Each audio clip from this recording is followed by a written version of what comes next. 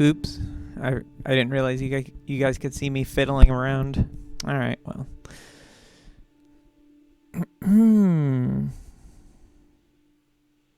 What is all this? Oh. How do I get to this stuff? I see.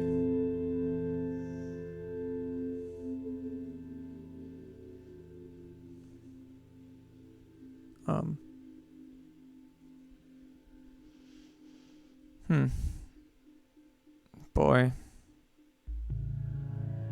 This is interesting. Okay. Well, that one works. Hey, everybody. So I have a few issues. It's kind of a disaster stream. Last one went so smoothly, but there's too many moving parts on this one. I can't get my camera to work. So I guess you just won't see me on this one. And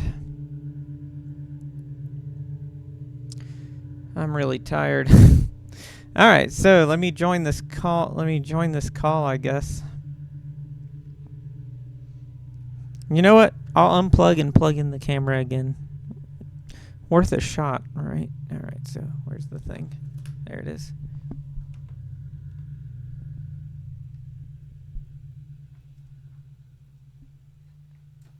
Unplugged. Plugged. All right, let's see. What do we got?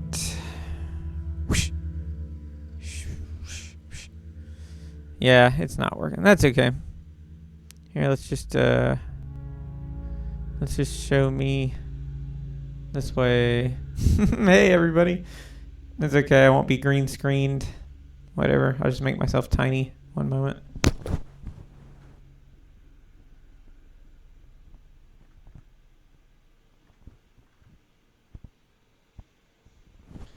I gotta stay in that little box.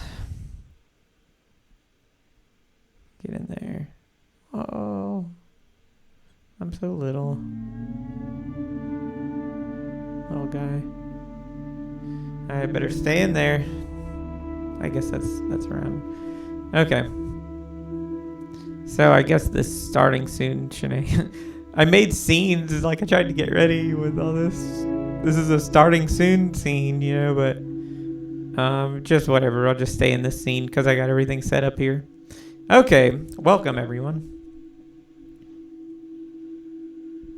Oh, I know what the problem is. There you go. That should have fixed it. So, yeah, so that wasn't supposed to be. If I used the scenes right, then it wouldn't have done that. All right. So let me join this call. Hopefully it doesn't break things. Hey. I have to add you as a source. Okay. Add. And I have to make sure not to move you. Alright, so. Alright, hopefully it doesn't switch places like you're. Can you hear me, Mark? Okay, cool. Then let me add this.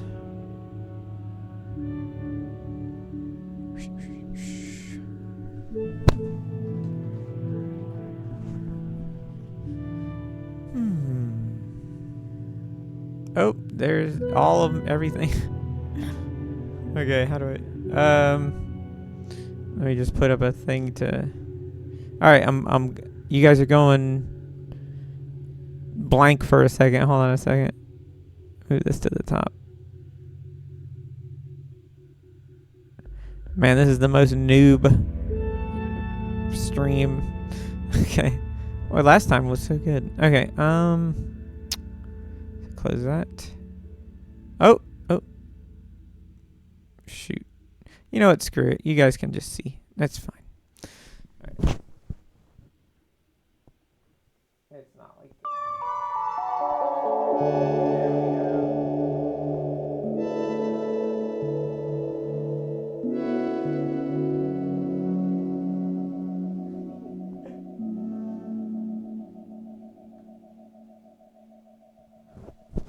All right, that's good enough.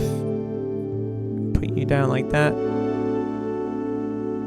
Maybe I'll make you bigger and then like crop you a little bit. Here, hold on. There we go.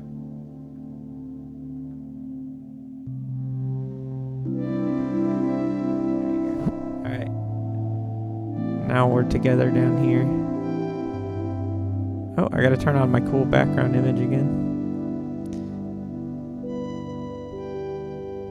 There we go. Oh. Put it way at the bottom. Way at the bottom.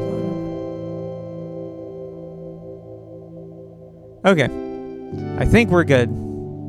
Let me see if it's picking you up. I don't think your audio is being picked up, but let me... Yeah, I need to capture audio. And okay, go ahead and say something now. Hello, everybody. This is an audio test. Make some noise or clap emojis or whatever people do these days to let us know you can hear me. It's probably pretty low. Let me turn you up a little bit. Like it's just low in general. Mike says working. Yeah. So... All right, can you talk more? Yeah, I can sort of... We didn't do a ton of planning for what we were going to do for the stream. We were just going to kind of go through step by step for a bunch of stuff. Jay, you're going to work on some pages and some page stuff, and I'm going to be here kind of as Professor Office Hours. But also, I can walk through what all the tags are, how the attributes work, and Jay, while you're working on stuff, I can also hang back and put together the big document that everybody's been asking for, which actually describes all the workings of STML, which I've got a draft of, and I've got it in front of me that I could work on. So by the end of the stream, you'll have either gotten some education from the stream itself, or you will be able to then look at the reference document that will hopefully be ready by the time the stream is over. Cool. Probably not much education from me. I don't know what I'm doing. Okay. So, all right. So, and then Jay, I have the stream on. It's muted, so we're not getting feedback, but it's a couple of seconds behind. If you can share your screen in the Discord call, so I can kind of see more in real time. And if that's not possible, I can just be a couple seconds behind. That's okay as well. I'll try. I don't think that should cause a problem, but if you're in OBS, you can actually do the virtual camera in OBS, and I could just see your screen in the Discord call. I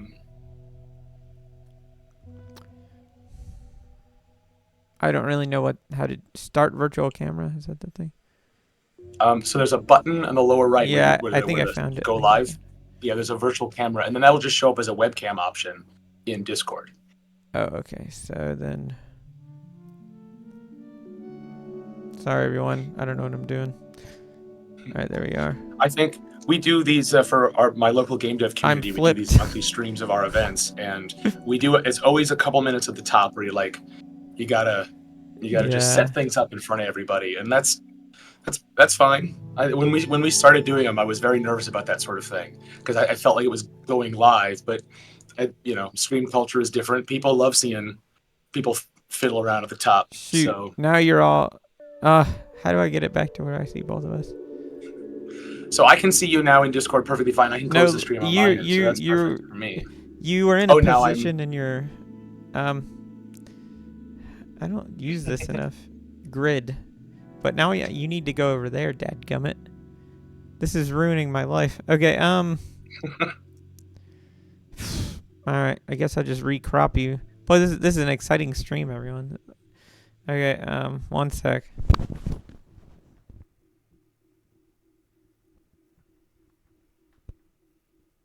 There he is. I'm just over top of Jay now. That's All right. So.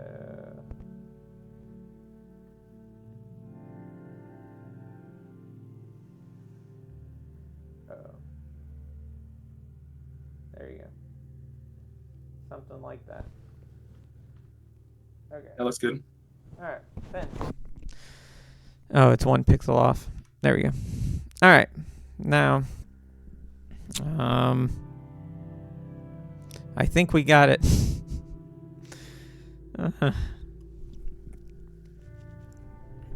So, I guess I'll start this by talking about the differences between this game and Hypnospace, and basically why we brought Mark on in the first place. So, Hypnospace, for most things with Hypnospace, there was very little planning. We weren't going to localize, or we didn't have any plans on that. We weren't going to, we weren't even thinking we were going to port it to consoles. It was just going to be initially just a Windows and Mac Linux game, you know, computer game. And so we didn't have to think about, like, when you translate into another language, if like it extends the text box down the page so that you can see all the text, or do you resize the text to make it fit, or we didn't have to think about any of that stuff.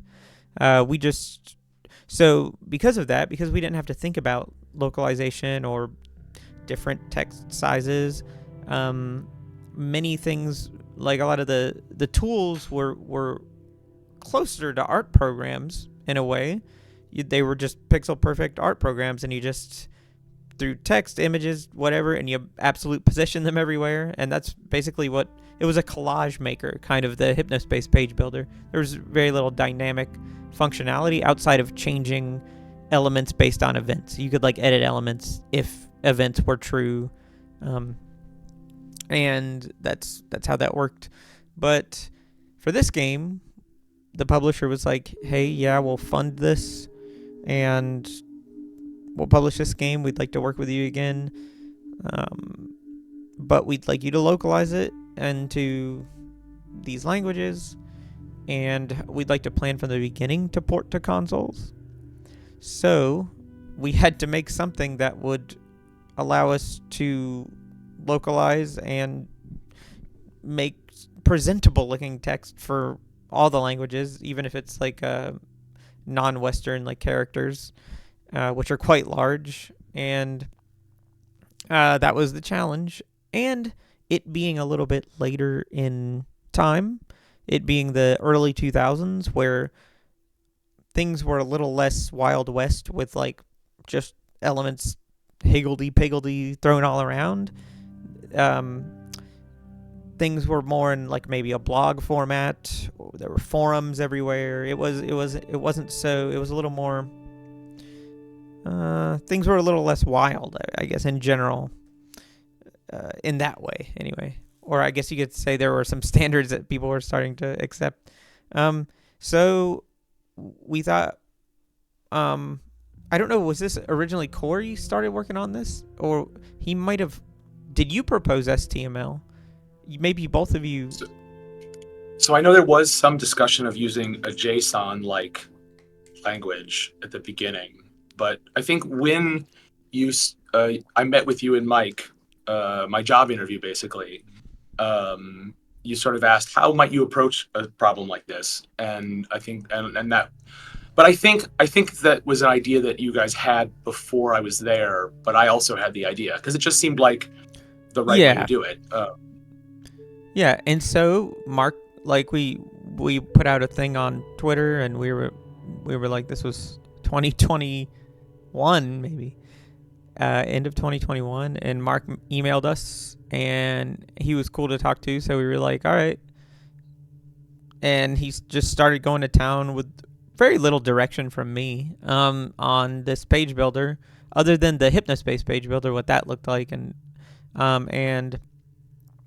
and just made this, and it's pretty cool. Like, it's very ornate. It's cool. And he based this on STML, which I don't. Can you actually view the source in this? I'm not sure. Does it work? Yeah, you should be able to. Just Yeah, click that and so button. here's the source. Yeah, and it's human readable. It's a little cleaner than HTML in some ways, you know. So Yeah, that was one of the things that I was the interesting challenge at the very beginning for me was thinking about how I think this is the idea that I think I brought to it of my own, which was we needed tools to make pages, but I also, because this era of the internet was when everyone was starting to really view source, and that is how we all learned to make web pages, right? And web pages were getting more complicated, and it wasn't just like, what order were things in. It was, how is it constructed, and like, oh, this comes after that, but it appears before that. How did they do that? And CSS became more of a thing, and the mystery about how web pages were being made was starting to build up. It was no longer just a simple document anymore. And so I figured in this game it would be really interesting if players, if not writing this format, because I think we don't want to wish that upon anybody as a requirement. We want them to be able to see it, and we can hide stuff in it and make it, clues, and make it part of cases and all that. And having no idea at the time how we might do that exactly. yeah, What that meant is that the format itself, what the names of things are, how it's structured, what's weird about it, is part of the world building of this game, and an extension of the world building that was done in Hypnospace. So presumably this kind of thing existed, in Hypnospace, Merchant Soft's format, or whatever, also had things like that. And so it had to feel like it was in that same world. And so some people in the chat, on the Discord, were noting the display types, for example, are all use nautical terms. And two of them are homophones. And so that was a deliberate sort of piece of world building that would be 20 years later, you'd have web developers cursing it out, just like the real world, where we're like, this one confusing thing that someone at Netscape decided is just haunting us for all eternity. And I wanted to put a little bit of that into this language. But at the same time, like you're saying, it's a little cleaner than HTML, because our use case is a little smaller. It has to feel like it, but it should not have all of the annoyances of HTML, because those are legion, and they need to be fun and not, properly annoying. And so it was an interesting challenge of something that was literally useful, would do the job, but also became sort of part of the project as well. And that really motivated me to make it both interesting but also very rich and capable, right. Because it would do both. It would serve both of those, functions. I wanted to clarify too, if you're joining us and you have no idea what's going on, this is a development tool, more or less, that we're using right now to make pages for this game. It will be accessible in the game, but we're going to make maybe a simplified, stripped down version. You will maintain a page in this fake internet, but you'll use sort of a simplified version of this, where even if you're a little baby, you could play the game. So yeah, if this looks page daunting, Genie, but don't worry. This is what we're using to make pages in the game. Yeah, this is Page Genie, but in the game you'll have like Page Wizard, which is much more step by step, and you do not need to know any of the structures. It'll ask you questions, and you'll give it answers, and then it will make your page. And then I think we're not quite decided as to how detailed we want players to be able to edit it after that fact, but we want to give them a little bit of the experience without forcing them to learn this craft. But if you want to, and there are people who will want to, we want to make sure that they can if they want to. Yeah, like the reason we're showing this stuff so early is frankly because it's all we can show right now. I haven't finished a lot of content where I could just play a section of the game. There's like a highly polished asset here, and like there are lots of things, but it's not tied together into a web yet. So I don't want people to misunderstand like this is what the game is, because I think I saw some comments on one of the Blue Sky posts that's like, this looks like my job, I don't want to do that. It was like a negative comment, which we get a zillion positive comments, and then one negative comment. Of course, that's the one I'm thinking about. But still, it'll reflect what some people perceive, and the game is still going to be quite. If you liked Hypnospace, it's like Hypnospace, but we're just showing this like these tools, and frankly, I think it's really cool to have like. Honestly, for a while, I struggled with this program because like my HTML knowledge is extraordinarily limited, and like I could always make a page in HTML, like a notepad, and I always make my own sites in HTML. But I think I always use tables. I just still use tables for everything. I don't know anything else but tables. TRTD. That's how I do all my stuff in HTML. Yeah. That's how I learned a long time ago. And so at first it was bugging me, but then I realized, shoot, like in Hypnospace, the page builder had some bugs in it, plenty of bugs. And then I ended up using those as part of the lore, where like I noted that I kept doing the same stupid thing. Like I would accidentally click a new text element, and then it would just say like new text element at the top, or hypnotext or whatever it says by default. And then because I kept making that mistake, that just became a thing that old people in this world did because they were just careless or didn't know what they were doing. And I warmed up to the fact that I kind of sucked at this quickly, because like most of these pages are also going to be made by people who aren't very good at it. So now I did learn, and so now I can make some nice looking stuff, but I know what it was like, and so that can transfer over a little bit. Yeah. Well, that's something that I really live in Hypnospace, is, as you know, like that in that era, I recall just like as I was learning how to do HTML, starting to see like, oh, I didn't have to view source. I would like understand how they made a thing because I could see the little mistakes because of the things that were difficult to do, and you know the default settings, like you know this is set this way because that's the default margin for that property, so you see more of it and you know why. And it's the medium is the message, right? Like that's and I think Hypnospace, that impressed me so much about that game is that that's when people talk about the authenticity of that game, they're really talking about the writing and the characters, because I think that's the thing that stands out the most, and most people can recognize the strength of Hypnospace on that basis.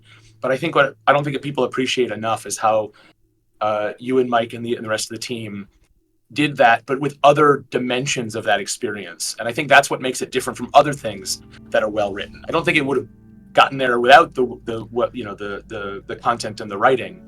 But that extra thing about like the world felt real because the medium is the message, and I was so impressed by that, and so that's been a driver for me. And it's very good to hear you talk about your process of like figuring out a similar path for these tools, because as much as it would have been more gratifying for you to have loved it faster, this is exactly what I wanted to happen. You may have noticed there's been a small explosion in me using this tool. Like, oh yeah, it's been really this past couple of months. You've really taken to it in a way that has made me like very proud and very excited, and makes me feel like we got a shot at recapturing what was special about Hypnospace. Because a lot of that is about its tools and its structure, and it's exciting. It's really exciting. And seeing all the people who've had access to Page Genie since yesterday dive in, and already some really cool stuff has been made. Like, incredible. I was very nervous about showing it to folks early because there's still a bunch of bugs and some things that aren't hooked up yet, and some of that will last all the way to the end, but hopefully as little of it as possible. Oh, But this is a problem. it is nice to see that people are taking to it. Okay, people. I'm sorry, Mark. I was trying to download images that people sent to use while you were talking, and I'm sorry, but I didn't listen to all of the last line that you said. And then I realized I can't do that because it's video capturing you. So I'm gonna try to figure out how to do this. Maybe I'll just make a page and dang you guys. Okay, so let me get this. Can I cover your face? Oh, I can. Very nice. Okay, so see here. Oh, Mike suggests you can pop out the video call into its own window, and then move me some, and that way you can look at Discord. Oh shoot! And then I can just have it record that window. You're gonna have to redo my little framing there in the pop-out window. But yeah, that's fine. Have the Discord window. Yeah. I didn't realize that was a possibility. Okay, so I guess I right-click you. You actually just in the video call, in the bottom right where you would hit full screen, there's another button which is pop out. Oh my god, I'm such a noob. That's incredible. Okay, great. Then I will do. I do like everyone on the stream getting a taste of sometimes everyone's getting some secret text meetings. Yeah, this is. Yeah, like the last one was simple. It was just me. My camera was working. See, oh yes, private dev chat. Boom. And let's see here.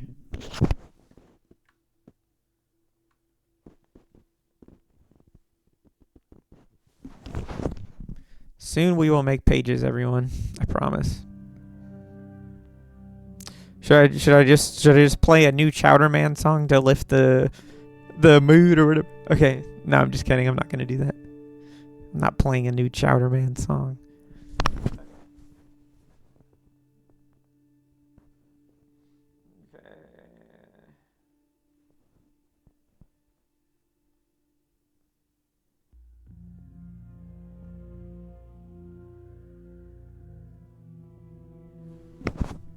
I will play 5 seconds of it. I will play like a few seconds of a new Chowder Man song just for fun. But hold on.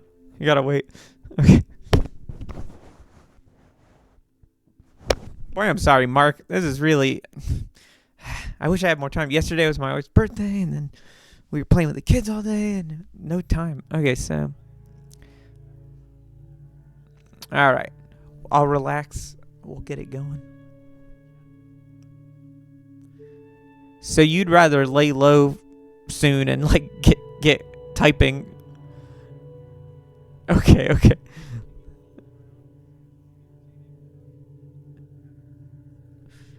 Dadgummit. Okay.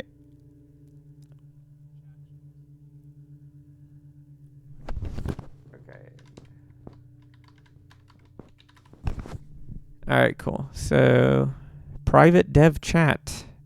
It's so private. All right, we got the audio back for Mark.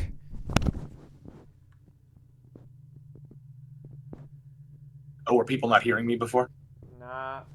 Not for about like, I don't know, a minute maybe. Okay. Well, I gave away all our secrets, so. All right. Crop up my Tails Firefox, which I wore special today because it's game dev and web dev all at the same time. All right.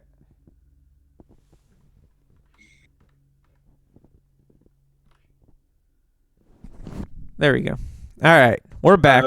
And now... Tuesday, you joke, but we are going to be supporting the Ouya controller if I have anything to do with it. Because I have a bunch of them, so I can test. Okay. So, now we're rolling, everyone.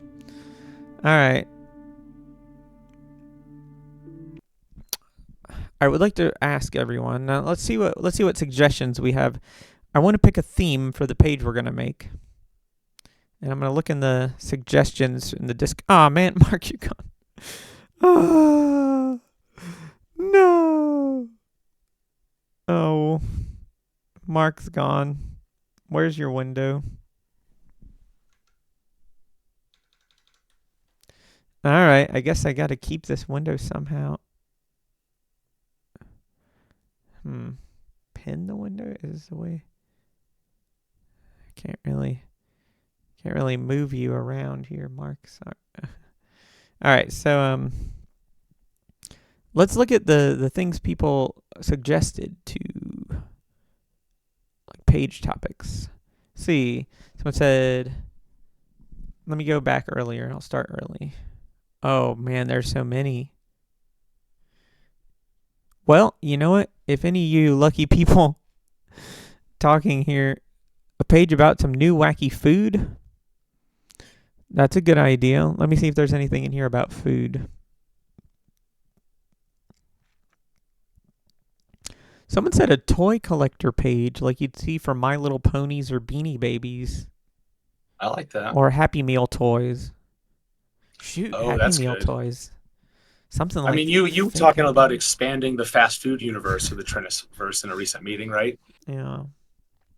This would be a good way in. Happy Meal toys. This is pretty good. I It's haven't forgotten people my were. Chowder Man promise. Now so but hold on. We don't have many Trennis. You know, Happy Meal toys is a great idea because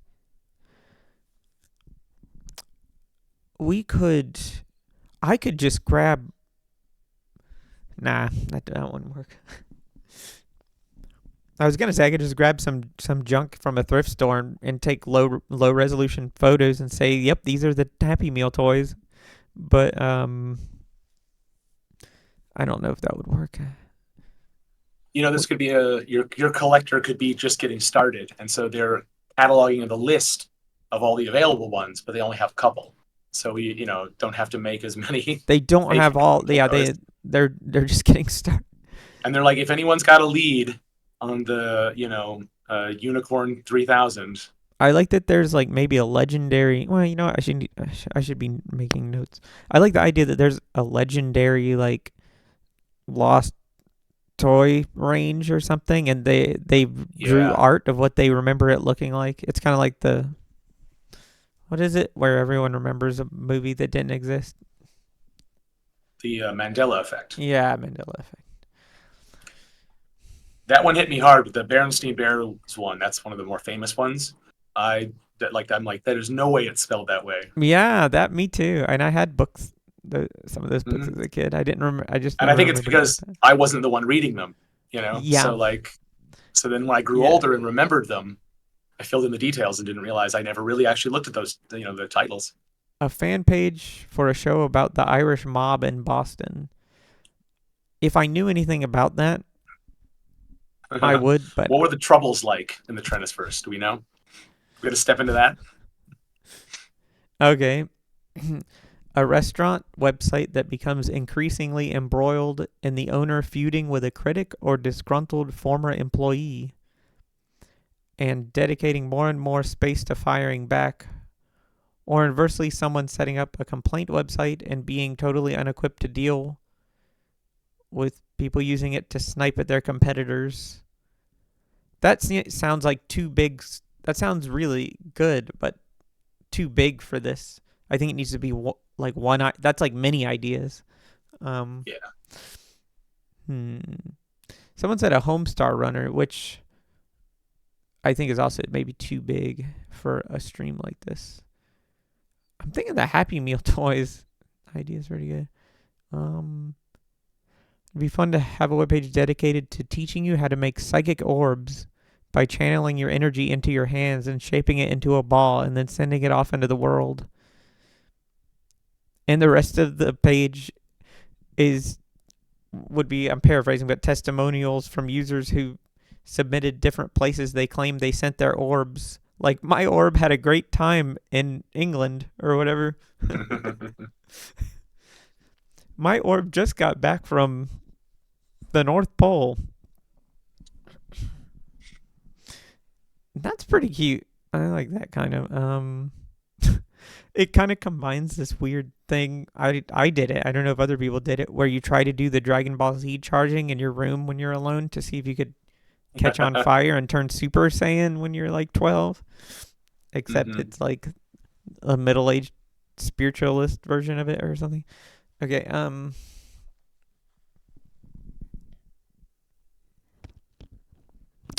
Hmm.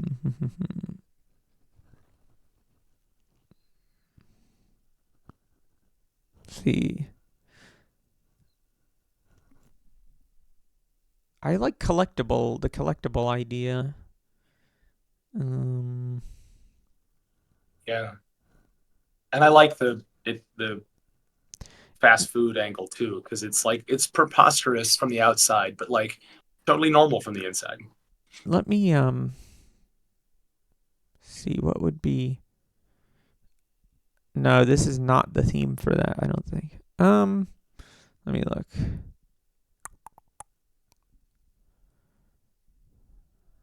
I mean, this retro one might work because it's retro and okay, let me put my microphone down.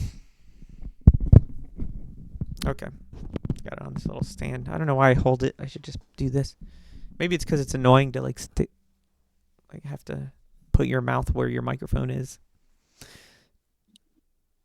Okay. There's been a trend in YouTubers lately where people just like they hold their microphones. It's like turned into a thing, and it's like when that started propping up, I was like, oh, Jay's been onto that for a long I've been time. doing that forever, you jerks. Yeah. Um, one of my first actually I did that in 2012 or 2011 for a Kickstarter video, and it was dumb because I went through all the trouble recording this video, and it was perfect visually, like, and I did a lot of setup with opening the blinds a certain way to get lighting, but I was holding a condenser microphone, and Oh no. it was just like boomy nothing because like my thumb kept tapping on it or something, and you couldn't hear Hmm. anything but booming, and so I ADR'd the entire video and just meticulously That's went awesome. through and re-recorded everything I said, and overlaid it over top of the video. That was the Dropsy Kickstarter. No, that was 2013 though. Anyway, so um, okay, so oh that uh, well, ear alert. Okay, how did I do that guy?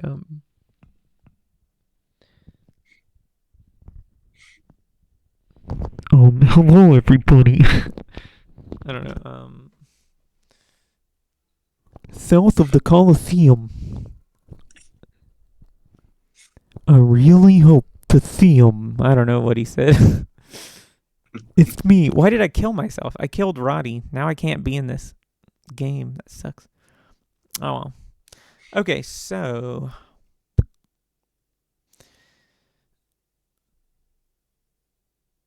all right. All right, so should this first question, should this be Boppos that should this be Boppos?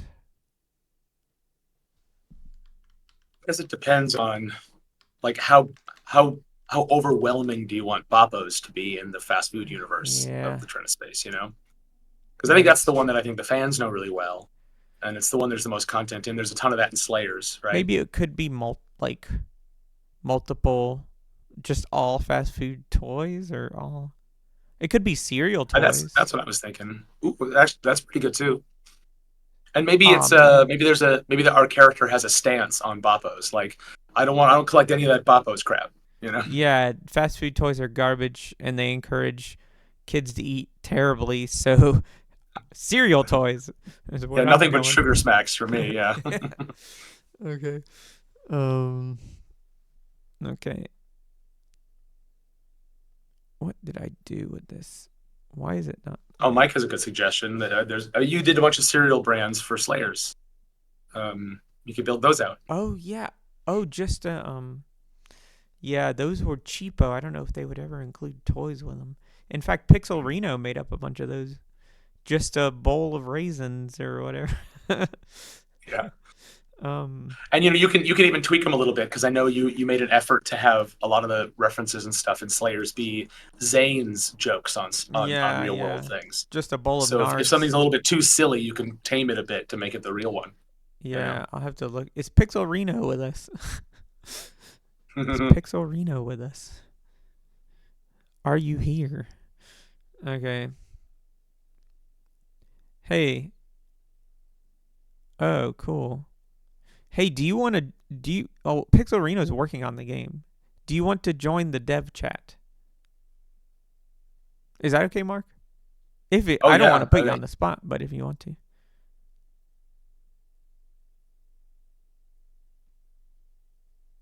Is that Pixel Rhino or Pixel Reno? I think it's Reno.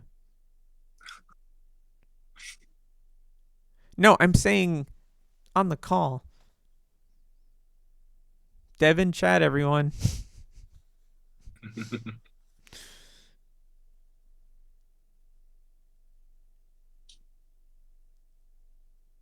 Hey, Geotrax, what's up? Geotrax has also done some art for the game.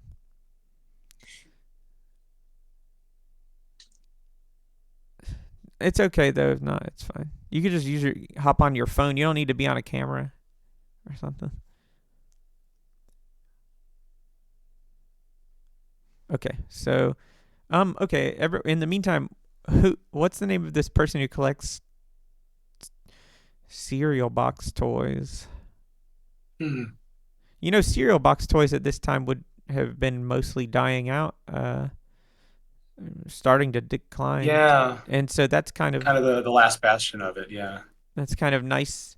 Maybe this whole website can foreshadow the events of the game or something. Okay. Well, so what we need then is we need someone who's older, right? Who would remember of their youth. A Margaret or a Rose. Old timey name.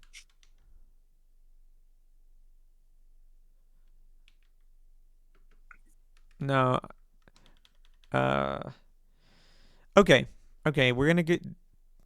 Okay, everyone. I need a word for knickknack, but not that. Something new, but something that sounds just like knickknack. We gotta figure this one out. I'm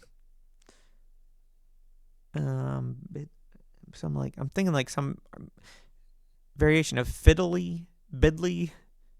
Doesn't need to make sense. Just sounds like nonsense.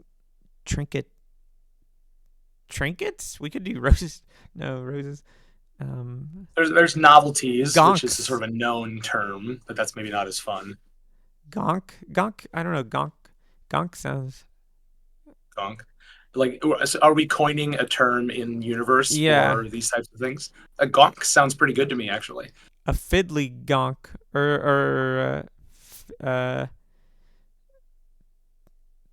okay, a gonk, because it's so undignified sounding. But I like that. Gonk. You got to imagine a word that, like, again, is going to seem ridiculous from the outside, but then totally normal from the inside.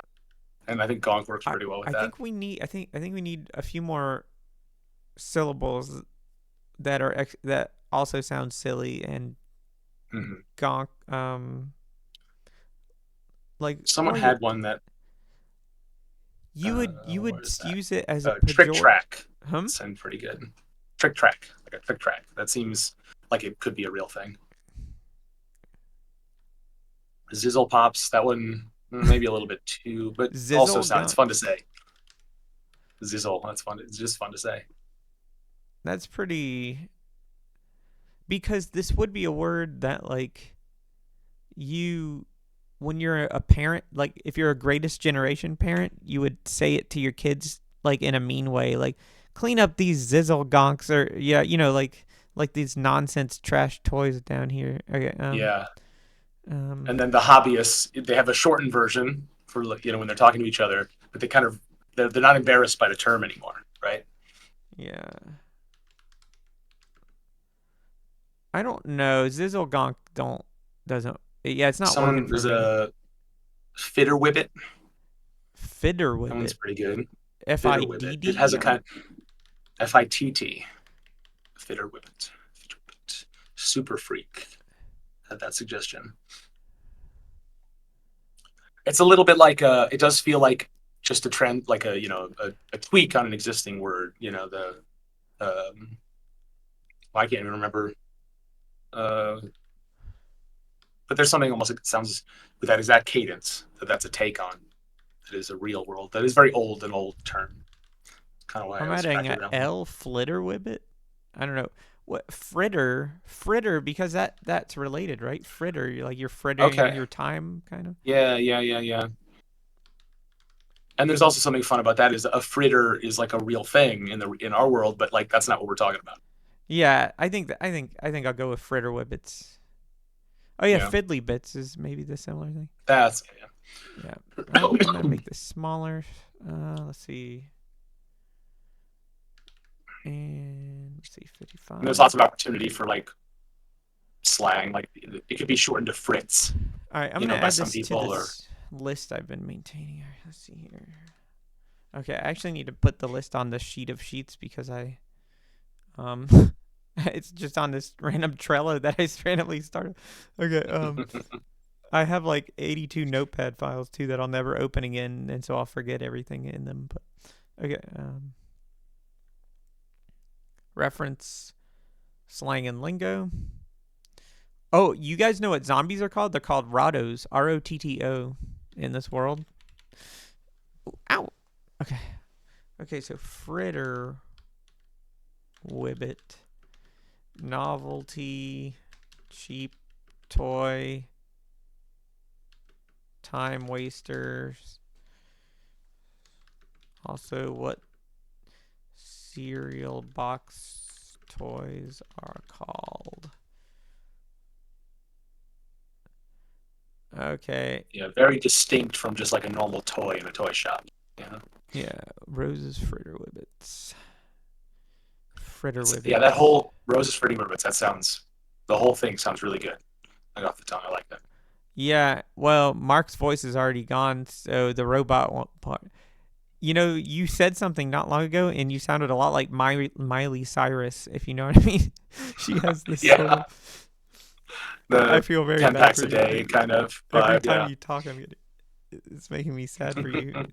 Okay, okay, that sounds like an insult, but it's not. Every time you talk, it makes me sad for you. It's like the weakest insult. Okay. Yeah, Okay. I'll So. take the sympathy. Okay. All right. So.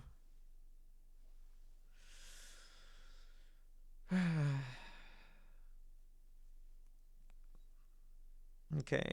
I'm just gonna just put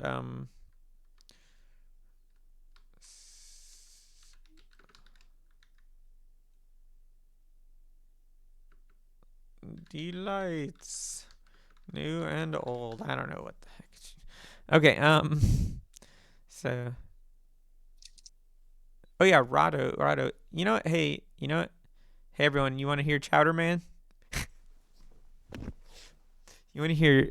You want to hear 10 seconds of the Chowder Man? Okay. I do. Okay. Noted. All right. They said yes. Okay. Cool. Then let's keep making this website. Okay. Okay. So. All right. I like this. I like this. Fritter Wibbits. Okay.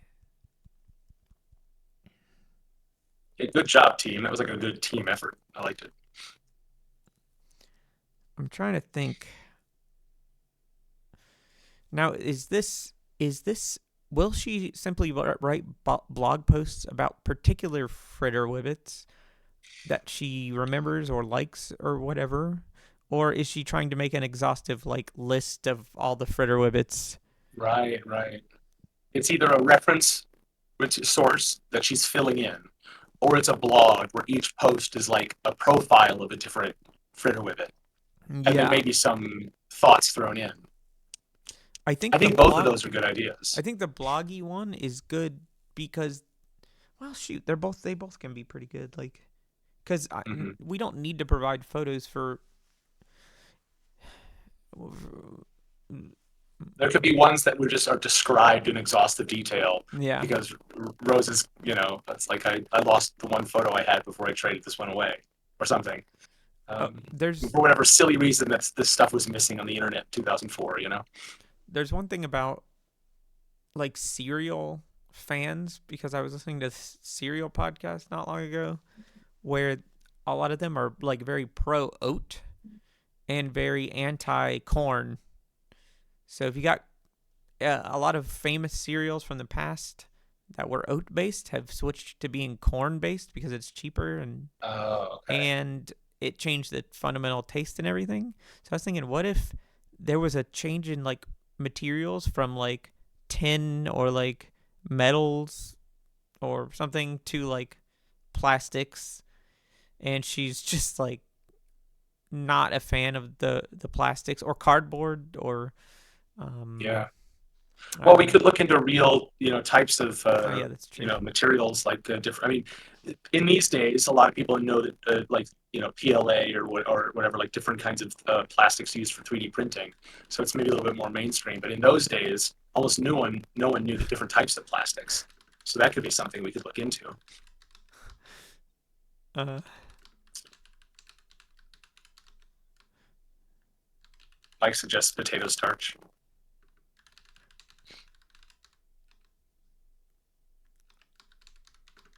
It's also maybe the first real batch of corporate greenwashing is happening around this time, so that would be a good one.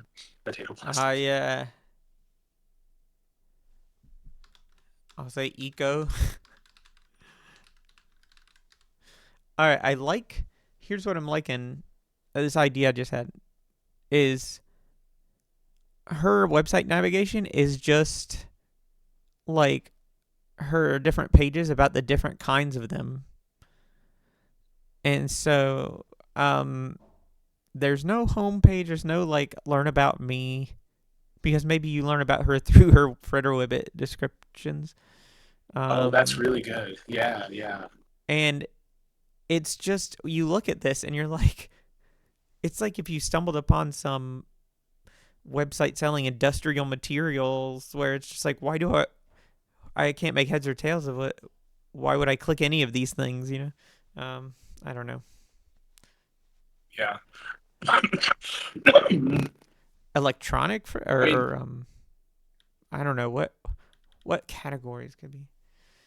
I should look up the real ones is what I should do, but I also don't want to yeah. like do internet browsing, so I'm kind of I limited, think I think you should, for the purposes of this stream, you should do it all off the top of the dome, and and then then replace later it you should later. refine it through the lens of realistic stuff, Oh so you yeah. can kind of be uninfluenced for the moment, but then we can make it a little more authentic later, but still holding on to what's different about this world. Okay.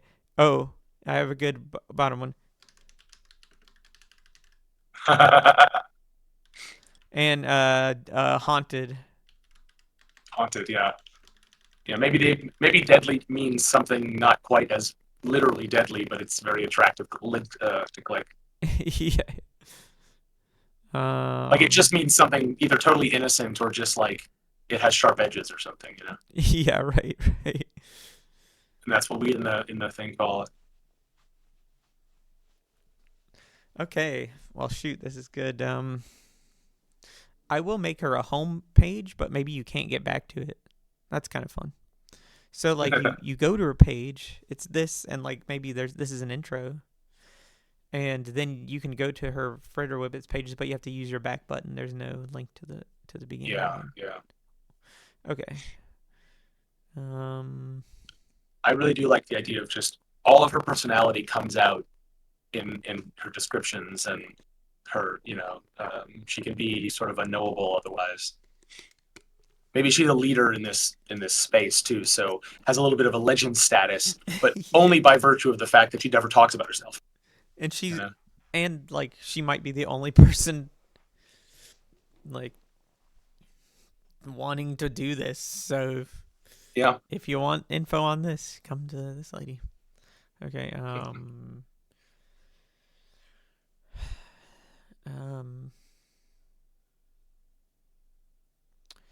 Does someone know what kind of conventions like food manufacturers hold? Do they have cereal conventions, or is it more broad? Is it like um does anyone know about this? Like, do they have, let's say, I guess we could have a Every cereal. industry has trade shows, Yeah, you know. cereal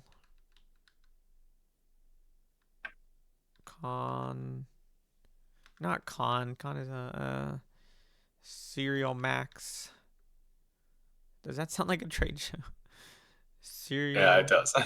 max, uh, 2003.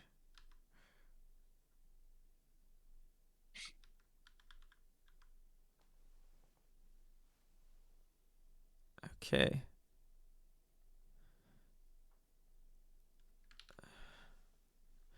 A now I have to I haven't practiced this. I have to think of what would a she seems like she's probably pretty smart, and I'm not good at faking that. But maybe she's well read, but and I'm not good at faking that.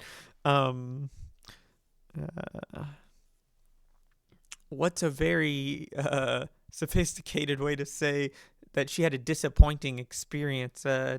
Dis it could just be that a disappointing showing for Fritter Wibbits. This could be her, like a continued decline. Like they're just lamenting the changing focus. They're putting coupons in there, they're putting CD-ROMs. Yeah, yeah, You're like, yeah. CDs. I met with the rep at so and so, and they didn't even know about the famous this or that. Yeah, yeah, right.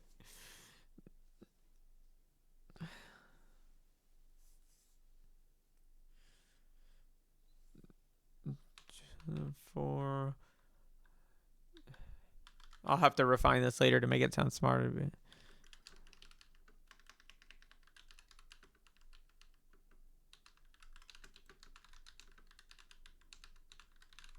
she's always gonna capitalize it. It's like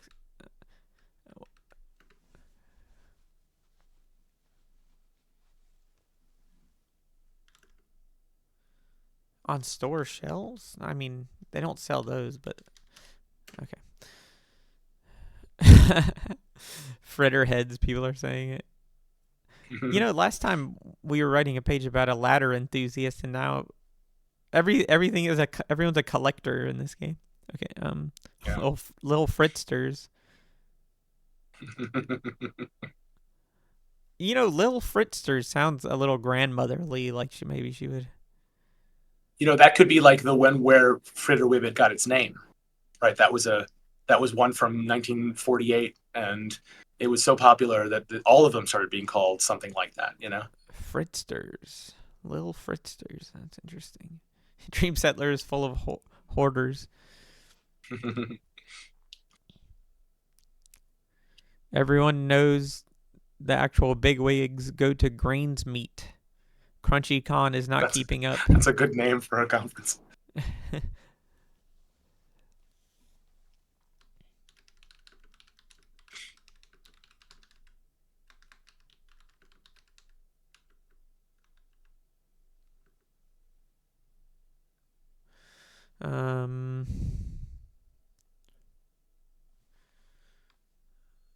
I won't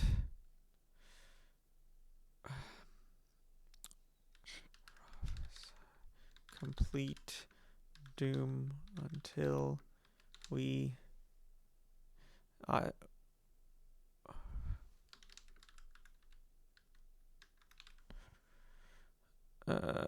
we shouldn't. I don't think prophesize.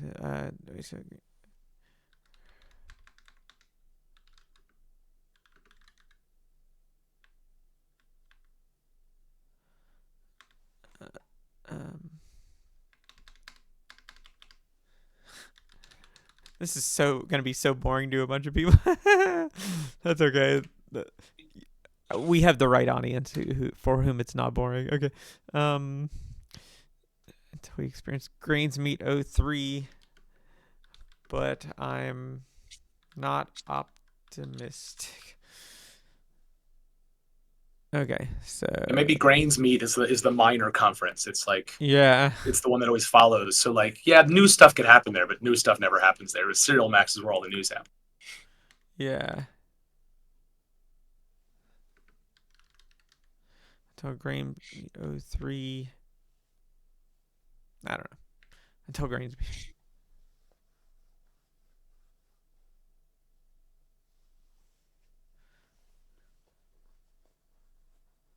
I think small tweak. I think you should say until Grains Meet in August or something. Like Oh like yeah, just a place. because they know it's Um, 03.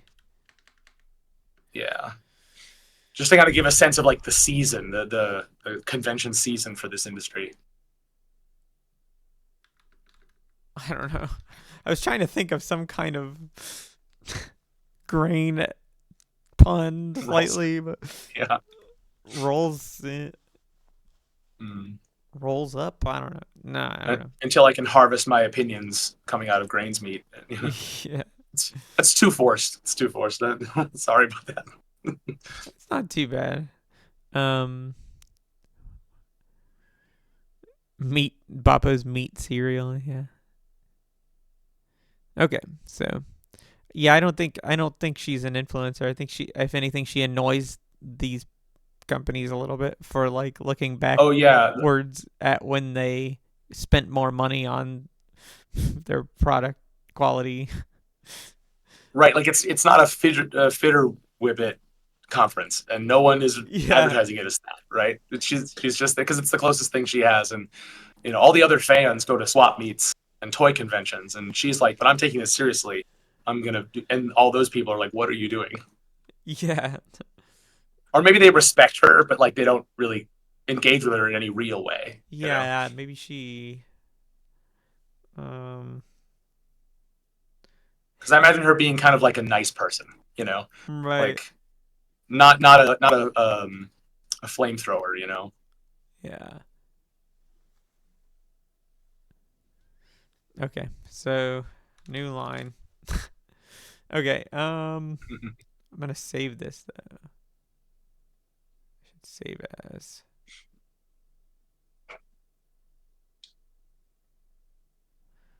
I'm just gonna call this. I'm just gonna save it here. Bad practice, but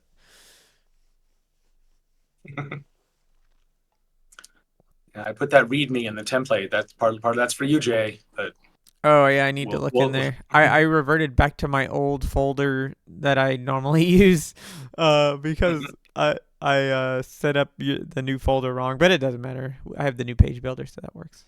Oh, do I have the new? Yeah, I do have the new. Okay. So yeah, this is good. So as you can see, we can just like keep going and it extends, which is very nice. Um, Something you couldn't do in Hypnospace, which is just, I guess, basic HTML can do that. But I did say that during this stream I was going to play one of the Hypnospace mods that Pixel Reno and some of the others made, called Gamer Fortress, and I should remember to do that too. Oh shoot, you need to get to the last chapter of Hypnospace to play Gamer Fortress, don't you? Dadgummit.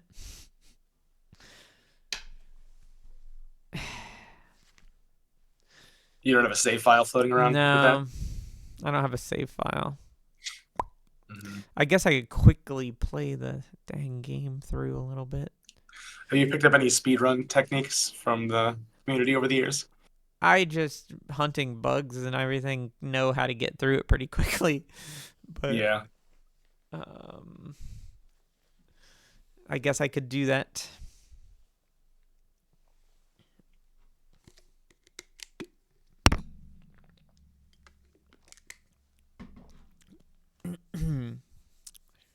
Well, it's just I'm 3 computers removed from when Hypnospace first came out. So all of those save games and all those files are on that computer. So okay, so maybe we can add a graphic. So put this here. There we go. Let's find a graphic.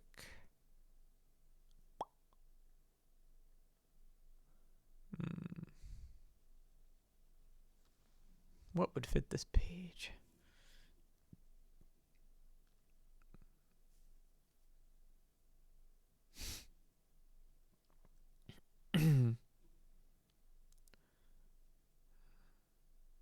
That doesn't look like cereal. It is a bowl, though.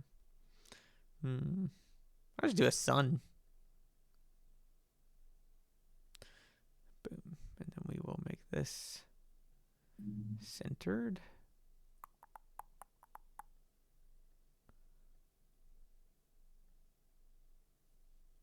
Maybe she signs her posts. I think this would be more detailed in the game, but I'll just leave it at this. Yours.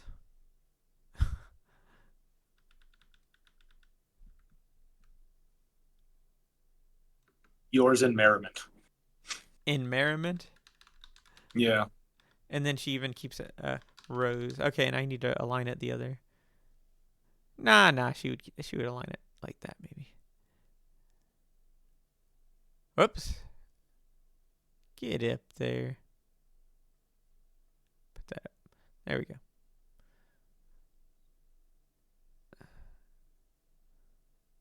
Those reorder buttons still work? I haven't tested them in a while. They do work. They do work. There is one like. Oh, well, that didn't go down, but there we go. Mm-hmm. Yeah, once I add a drag and drop in there, I kind of just like, should I just get rid of the buttons then? Drag and drop does work. They're still helpful. There are like some. Let me do it like sometimes it's hard to stick things at the end of it. Well, not anymore. Not anymore. Now it's fine. So maybe you fixed that somehow, or but for a while I had a trouble getting it to. Maybe it's because I was doing it, but getting things to add to the. Oh yeah, there it is. Like sometimes. Yeah, you can actually see where the horizontal line goes nested, and you thought it because it sort of makes sense that it would go to the end of that list, but it actually goes. It's the neighbor of there. That. Oh, yeah, I see. Yeah. Okay, so I should just add it to the block itself, and then it'll go to the end. And then it will stick it at the bottom. Yeah. Yeah. Okay. So everyone, if you're that's dragging not and super dropping, intuitive though. Yeah. Put it in the block, and it'll add it to the bottom of the list, basically. So, yeah. I mean, that's fine. I might have decided to do that as like rather than go through all the trouble of trying to make a drop target, because that would interfere with the two others that are next to it. But I don't know. I don't love. It's a fine solution, but maybe I'll take another look at that sometime. Yeah. Well, it's fine. Let's see here.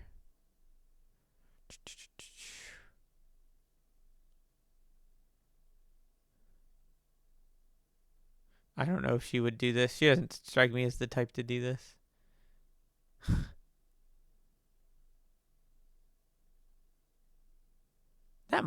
She might do that. Okay, but I don't want to watch that, so I'll just remove it. Okay. So I'll save this. I'm excited about all of these links.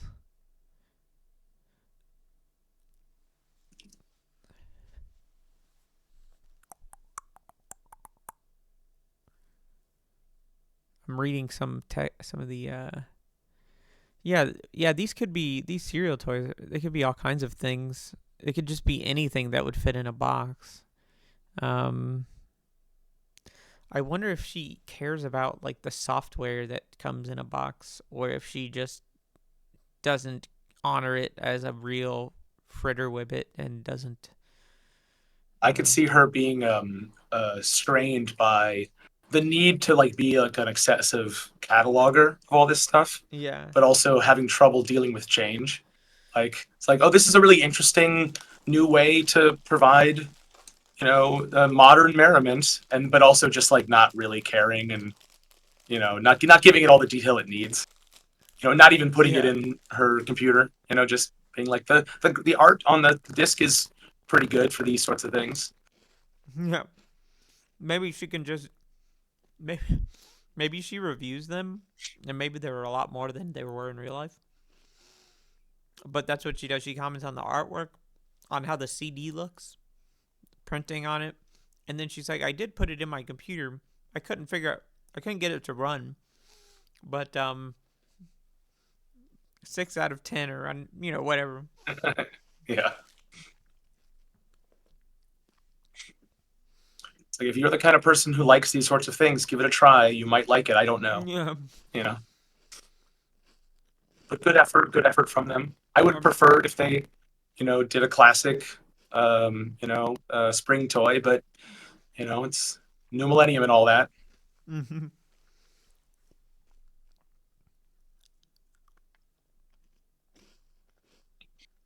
I'm gonna try some stuff. Let's see. I'm gonna try to break this whole thing. Let's see what happens.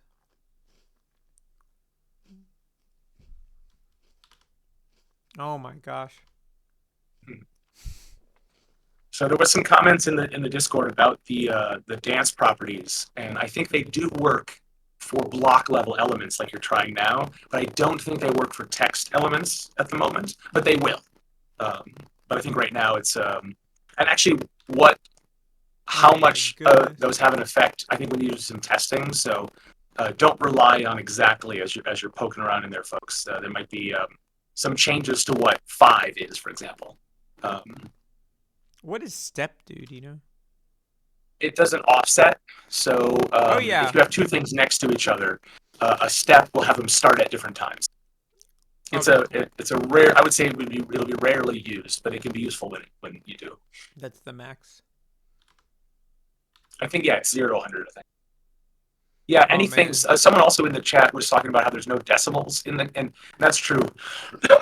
No STML attribute accepts decimals. It's all integers, but there are things that would be from 0 to 1, and that's represented from 0 to 100. Anything that would be a percentage, for example. And so I think zoom is 100 as default. I might, or maybe, I don't know, I have to double check on that. But there's, no, because I didn't want to do decimals. I wanted it to be simpler than that. I think this, someone asked, are there negative margins? That's a good question. I don't know. If there is or isn't, it might have. There's no technical reason why there can't be, but I think we might have made a choice not to. But it would have been so long ago that I don't remember. Boom. Very nice. There's like some thumping bass in the background of this website.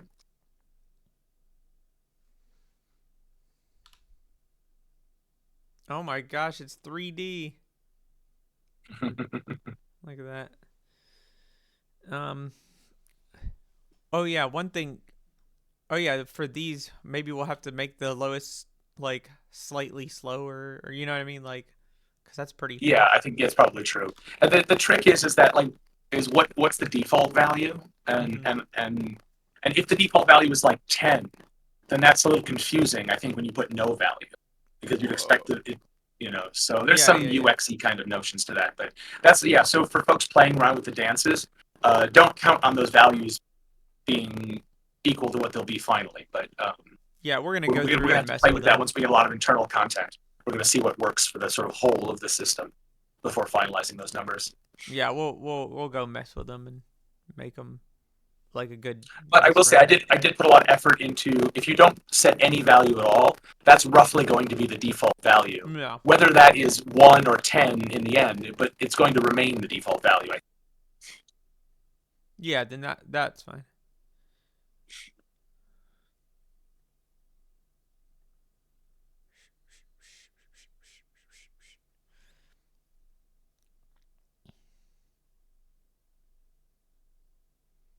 Oh yeah, I just talked about this on Blue Sky. There's going to be background music for sure. It's like you like in Hypnospace, you'll be able to disable it in settings if you want, but I wouldn't recommend it. Like, this is a video game. So most pages will have music again. I don't care that it wasn't really like that. Um, yeah, I think there will be more pages that opt to not have music, or they go for something like subtle that's actually like imagine a world. Atmosphere. Yeah, like a world where it was just standard to do this. No one thought twice about it, because it was standard. People would eventually would get sick of like very busy like pop songs blasting you like every page. So a lot of like more maybe uh, a lot of people who are, I guess you could say, very online, maybe they would opt to just put some subtle ambient music or something on their page. And I think that would tie into their character too. Um, but that's there was a genre. There's a real genre of music called lowercase, which is about the silence kind of. It's about like it's like long pieces with long silences and then like little wisps of sound that kind of, and you're supposed to walk around and listen to it maybe in headphones and not be certain that what you heard was even in your headphones. Like Huh. the concept is like this weird blending of like real life with like this ambient music that has a lot of silence in it. uh and then so I think that might be what it's like a lot of silence, not a lot of silence but a good amount of silence, and then you hear like little wisps of sound or something like that. Another thing we haven't done is like when you load a page, the okay, I gotta get rid of all right, Rose, I don't think you would do that, so I'm not gonna. We're gonna add, like in Hypnospace had that warbly effect. We're gonna add something, and some sound to page loading because it's just a nice. That's not real either, but it's just a nice um feeling that differentiates it from just like browsing the internet. Yeah. Yeah, we Mm. want to kind of strike a balance between like how, because our web pages are a little bit more realistic and they load more realistically. So we don't want to like lose that feel, but we still want to make sure it carries forward from the sort of vibe that Hypnospace had. So Yeah, um, we're going to capture both of those things, I think. So we got to play around with that first. yeah. One thing I like that I think is very of the time is the shadows. Like you can do that, and I'll set it to like centered on it. So you can kind of use it as like a background element, but you can also blur it. Which there were a lot of these blur effects, particularly on text, which I think might be coming. Mark, like you might be able to actually do a Yeah, text blur. But that was sort of the intention, I think. But you told me that you kind of liked it just as a block oh, I do like thing. it. That But that, that works for you. if you can do a Yeah, text blur too, that would be cool. That was one yeah, thing I that do feels very of remember the era. Yeah. from the time. But Yeah, I either think the way, trickiest part in there this is is is just helpful. it's really easy to do with sprites, but our text is actually a different kind of system. Like text is so complicated in video games, you guys, Oh and we yeah, have really robust text rendering, but it's different from every other type of visual element in a way that's very annoying to deal with when you're working with what we are is generic effects that are supposed to be applied to multiple things. So we have to sort of re-implement a lot of stuff, but for actual text properties rather than you don't want to hear about it. It's a whole thing, but I think in that case, worth it. Like the extra effort it's going to take for that.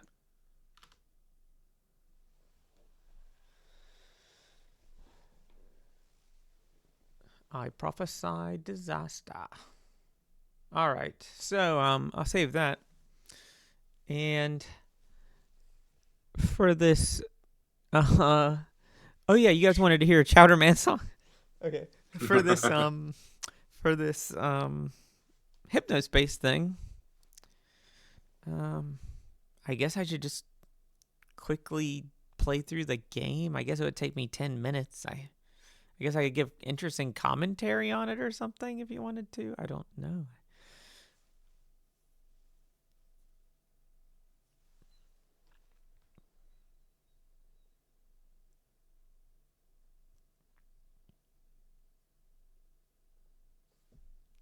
Yeah, the pages. Will they get tags like in Hypnospace? Um, I don't remember. I Um, think, the answer to that is yes, but I don't think we're going to be exposing that to users so yeah, much. It's going that's to what be I think morely too. internal. We haven't even like structured pages together yet. That's like my thing, and I haven't done it yet. I've just been making templates and assets and stuff. Um, but yeah, I think we're going to try to like fake it more being like a more legitimate search engine, so that so that you could find what you're kind of looking for if you know what it is, like just by typing Yeah. in something. Whereas in Hypnospace, it was a little difficult. Yeah, it's definitely going to feel like late Yahoo slash early Google in terms of the search experience, but it's going to work not that dissimilar to how Hypnospace worked. Mike has built an entire indexing system for searching pages, and I built a keyword system for pages, but we're going to basically, that's going to be hidden from the player. You're not really going to be able to know what things are keyed as, and because we're going to try to use page content, but we also want to have some control over it, because if you could really search everything properly, there wouldn't be any challenge in searching for stuff. So we're kind of, it's going to be a little bit more bespoke. I hope that explains things a little bit. Um, but I think it the explains actual things. searching is something that Mike put a lot of effort into, and is really really good. But the content we index for that is going to be a little bit more yeah, more keyword based.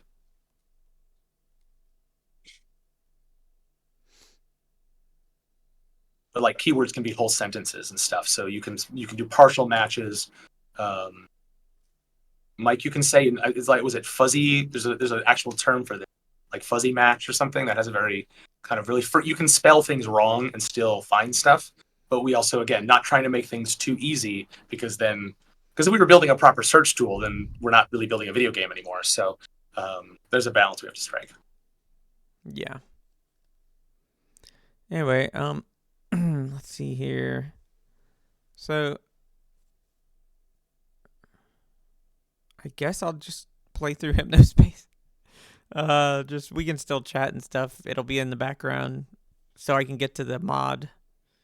Um, You can, if you want to fiddle with the OBS for a little bit, I can share my screen and talk a little bit more about like the VS Code plugin and stuff like that while you're yeah, playing. yeah, that works. Let me, yeah, let me make this bigger. Or shoot, how do I share your So you? I'll share my screen, and then you just do the same thing. You point at that window instead of my face. Okay. I hope it'll be like good enough. It's like a stream of a stream, but um, Yeah. I will.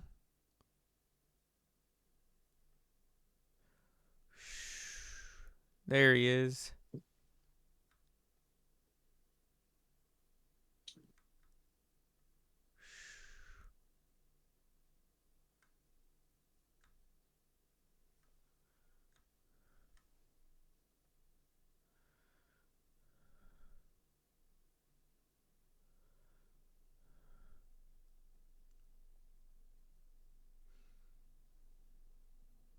Hopefully that's like enough.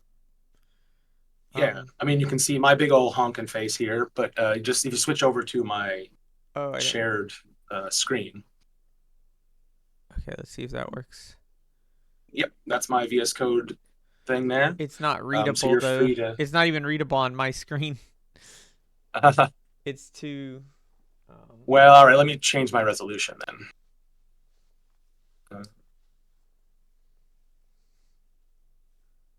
And it doesn't have to be perfectly legible. Uh, It's completely not legible for now, but yeah.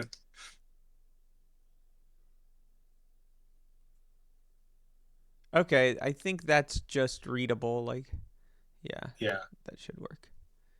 Okay. Um, Cool.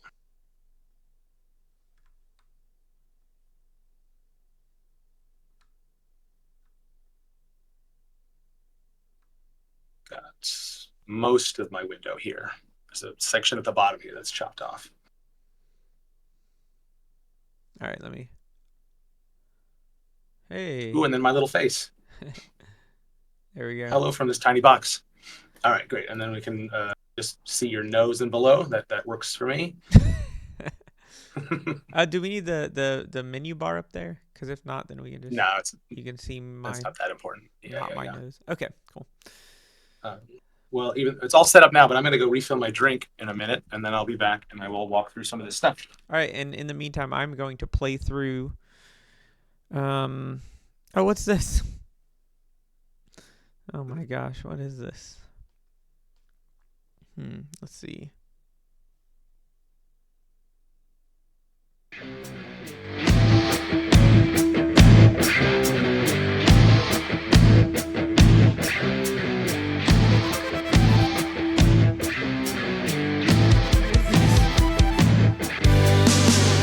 What's going on over there?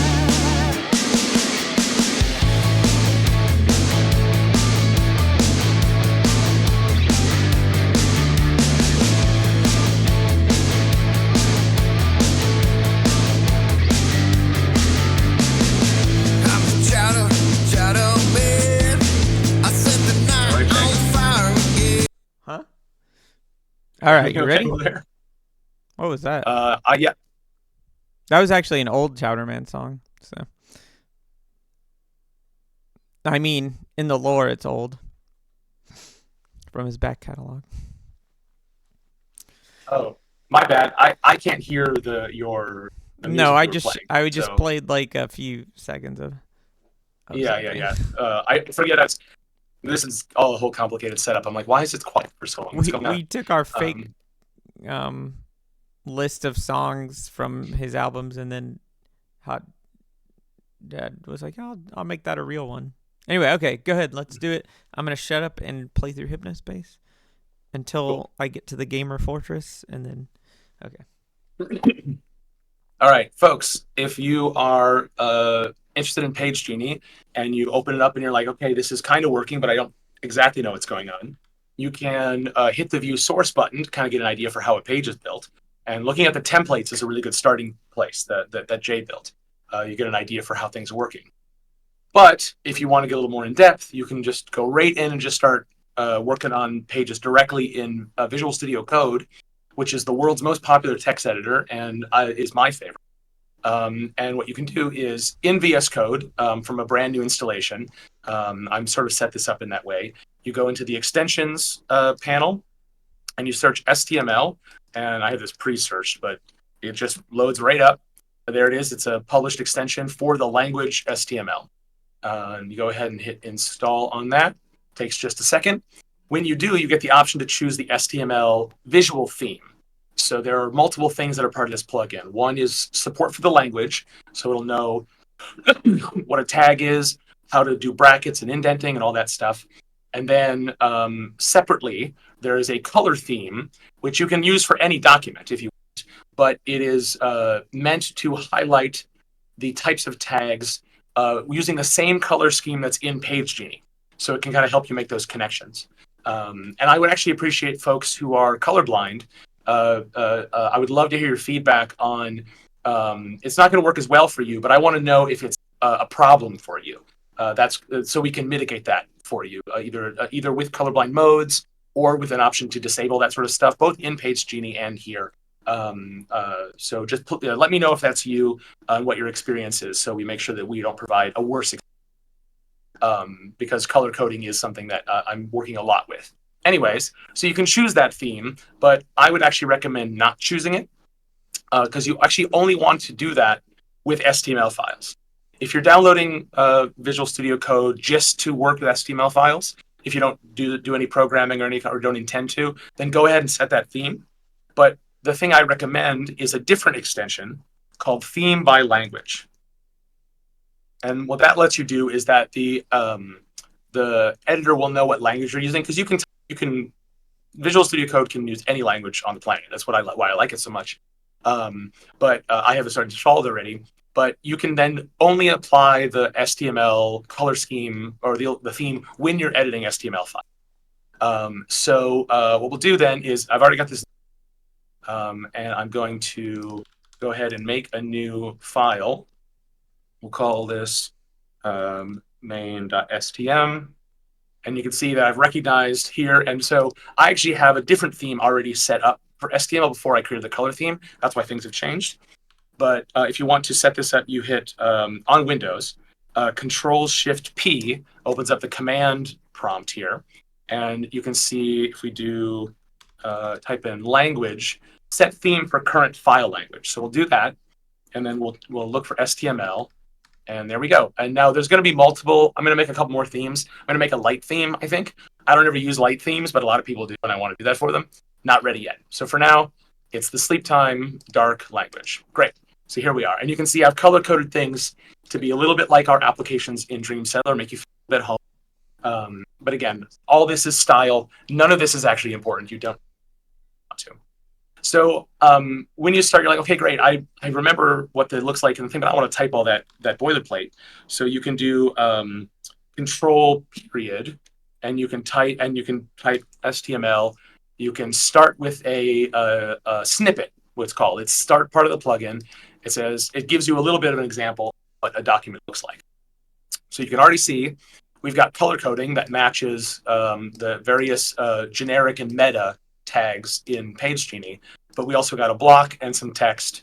And this document is the same new document. I believe it's exactly the same. Might not be exactly the same. I hope it's exactly the same as the new document when you, in Page Genie, which is some examples of sort of things. So there you go. That's the first start of it. So we can walk through tags one by one, actually. So our first top level tag is actually the first thing is a thing called doc type. And this is just, it looks like a tag, but it doesn't have a close associated with it. This is a little bit of flavor for the narrative of the game, but doc type lets you determine what type of file this is. So I'm going to do some professorial speaking in this section, so just to give Jay enough time to play through the game. So if this is boring, I apologize. But HTML and STML and similar languages are markup languages, but they all derive from XML.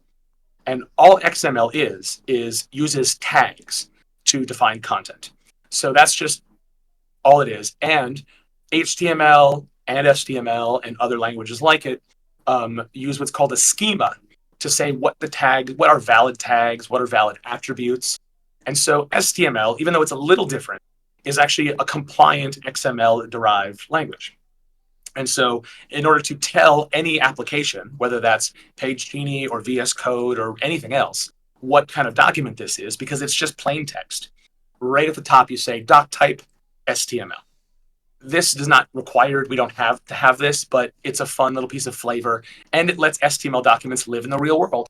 So if somebody out there wants to make another application that loads HTML files, or indeed they want to make their own web browser for Windows or whatever that will read and display HTML files, this line of code is helpful, so you know that it's an HTML file. Okay, done with that one. STML here is the tag that comprises all of the content on the page. That is the top level tag. The only other top level tag is SSS. And this is basically an embedded style sheet. So if you're familiar with HTML, the style language in there is CSS. And as much as I'm not a web developer these days, but I am a lifelong lover of CSS. I adore it. I think it's a great paradigm for styling content. I love that it's separate from markup. And so for STML, I wanted to do something very similar. But CSS is an entirely different language from HTML. And making another language that was like CSS in order to style our STML was an option for us. We could have done it for authenticity, frankly. But then you got to learn two things, even to be able to read the information, much less write it. And that's just too much. So SSS, or sleep time style sheets, is essentially just extensions of STML. The format's exactly the same. It uses tags, but it has a special tag called style that's only available within SSS. And you can apply properties to it to style tags. But what you want on a style tag is an ID, which is the name that you will then on another element, you will say its style is the same thing. And you can see there's even some color coding here to let you know that these align with each other. Now, other elements can also have IDs. This is a main area, say, but that is a different thing than its style. Whereas in the style tag, the ID is the thing that other things reference. This might appear confusing, but as you use it more, it's extremely logical, I promise you. The ID is used for other elements, and we'll explain that either later or not today. Okay, top level tags, STML and style. Inside STML, an STML document has three subtags, head, body, and soul. And like a human being, those are three very important things. In the head, you see some metadata, and a lot of this is very similar to HTML if you're familiar. This is where we have the title of the page.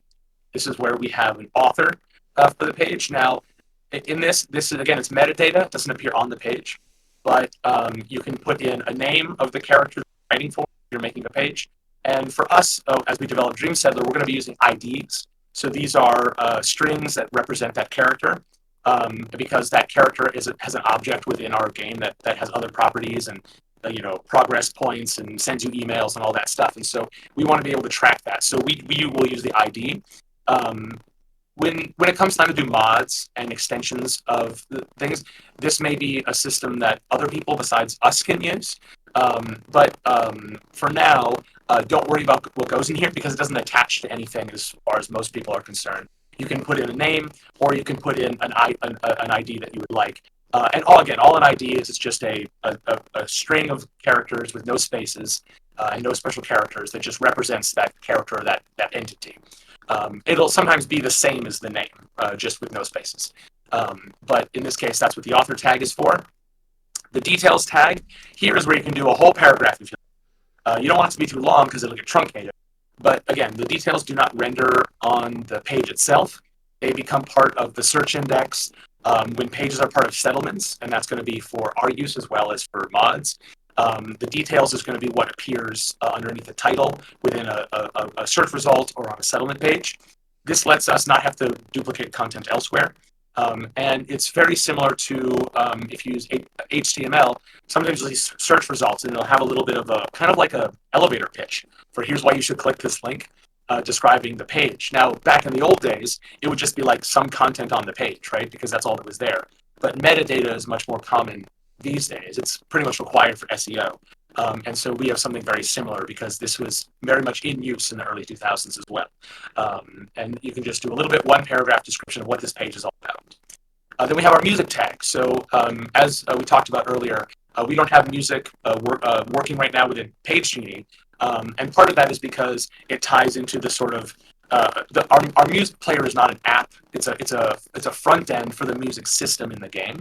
And so all of our applications will be able to communicate with that music system, but we didn't ship that as part of Genie, so it wouldn't work even if it was all wired up. But the way that it will work is that you add a source attribute to your music tag, and you point it to whatever file of music.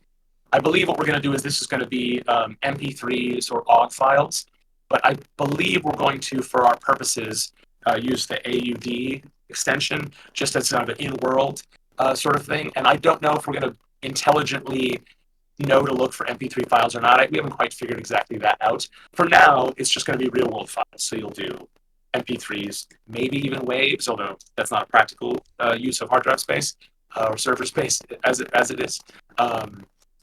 So go ahead and put something there if you like. It's not going to work at the moment. All right, now moving on to the big chunk of it, body. So the body tag is the main, it is a block, but it's the main structure. In Genie, it's the page content elements that you see in the page tree.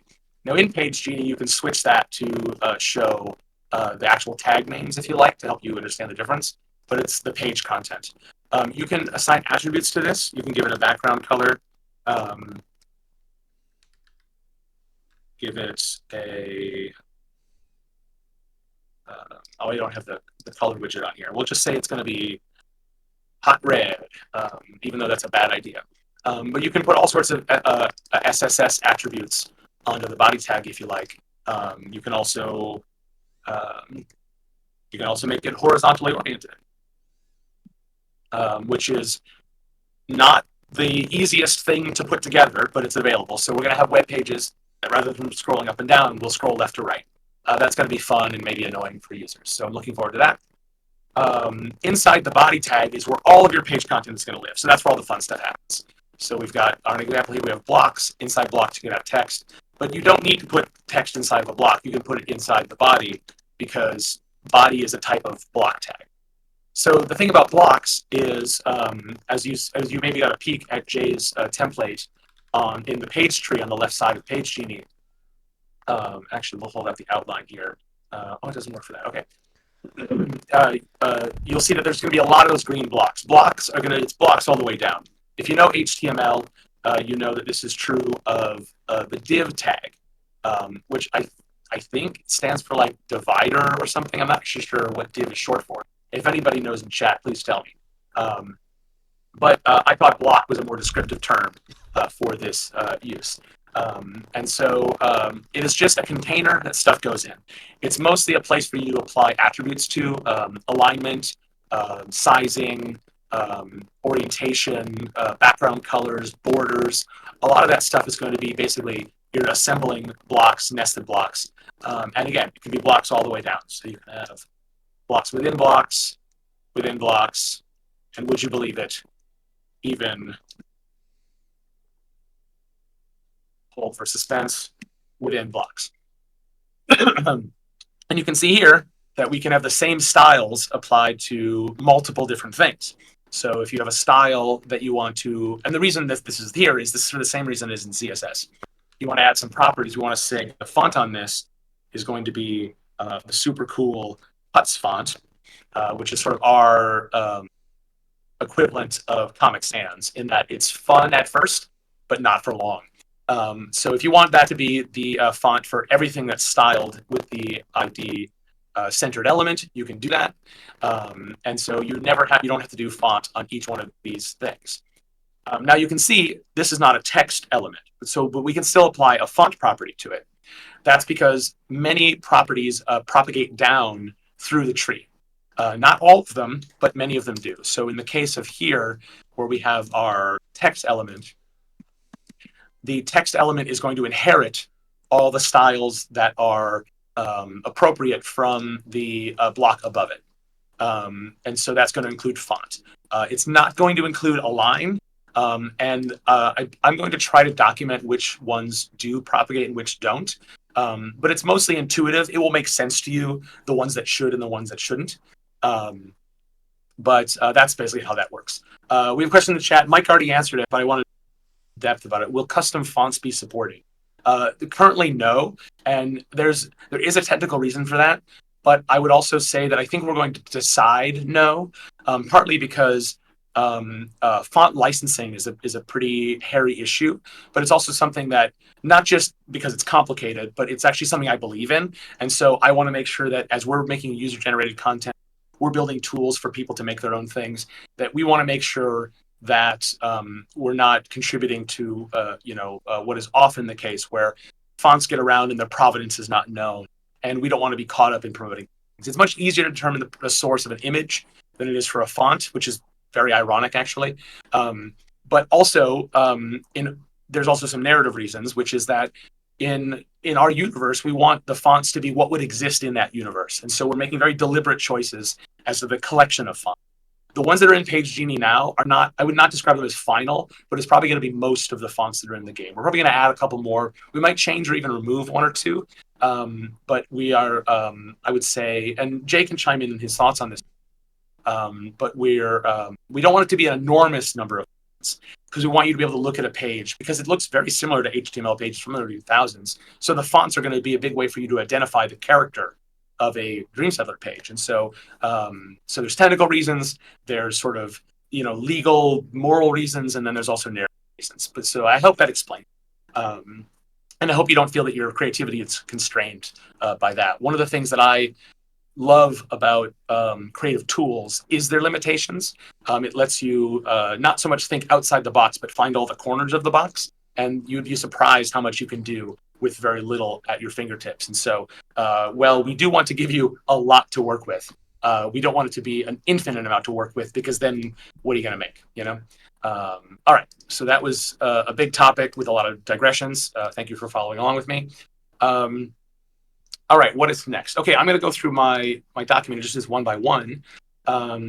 After block, we have our text tag. So easy peasy. This is not going to be a surprise to anyone. You know how a text tag works. In the case of HTML versus STML, in HTML, text can live anywhere, right? So you can just have text, well, kind of, I think within the body tag is where you can have text.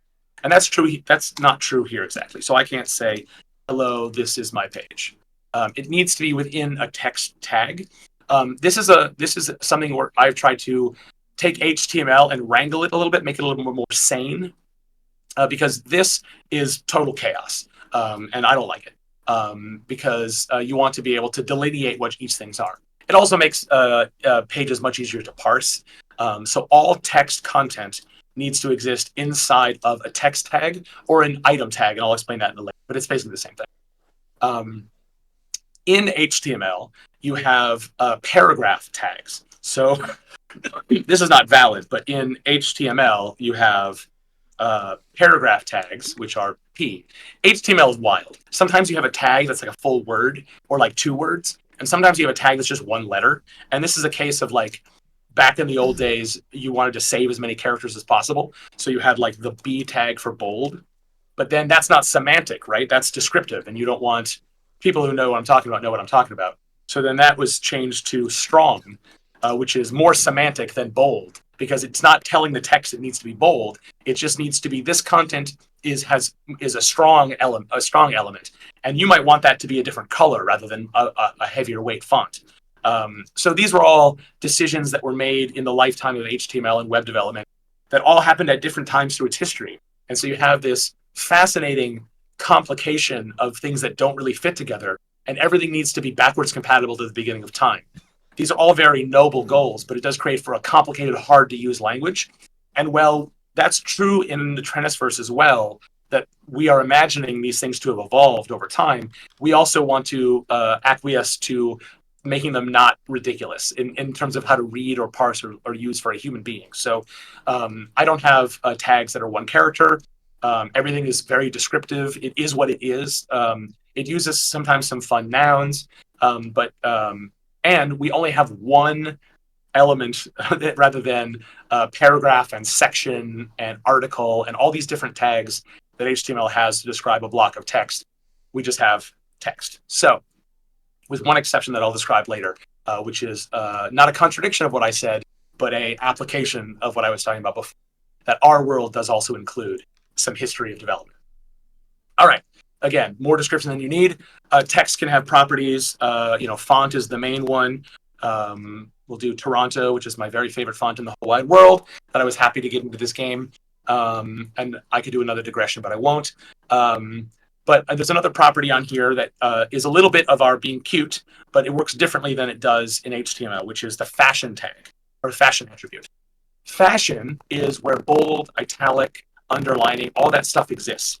And so you give it a bold fashion, and that is how you're going to do this. Now, it's called fashion, not just to be adorable, but because in styling text, there are actually 2 types of things. There's font weight and font style.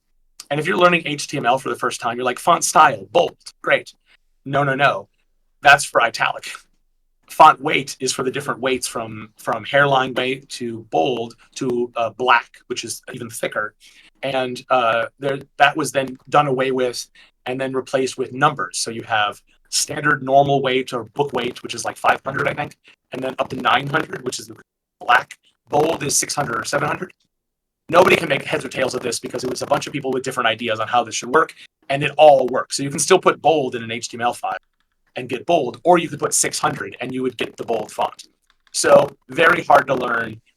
Lots of what I would call folk wisdom, things you just pick up and then know.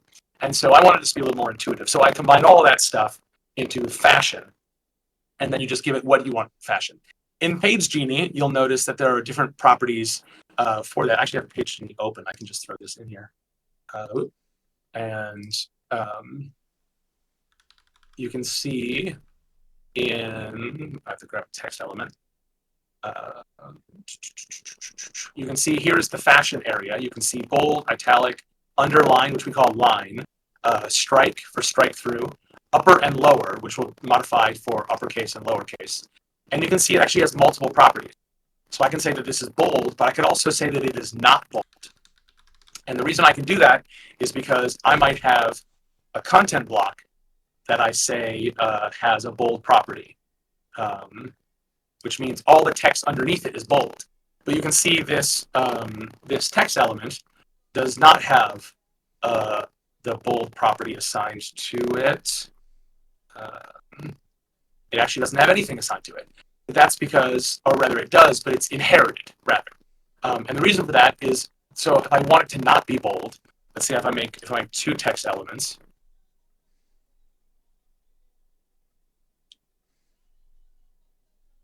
they're both bold because the parent element is bold. But if I want to make this one not bold as the exception, I can just say, no. I'm going to override that with not bold. And you can see what that does is it says here is the block has a bold fashion, but this one has not bold as a fashion. So this is a different way of working with styles than you might be familiar with in terms of code, but it's actually very, very similar to how you think about it in terms of like, Google Docs or things like that, is you can sort of override and decide. So in that case, Mike is telling me that the Genie, when it was, so you couldn't see exactly what I was doing there. Well, just assume that it all made sense and that it was well understood. I'm going to have to move on from that. But here back in the VS Code, I'll describe that. So the way it would work, what I just did, let's get rid of all these nested ones. That joke is over.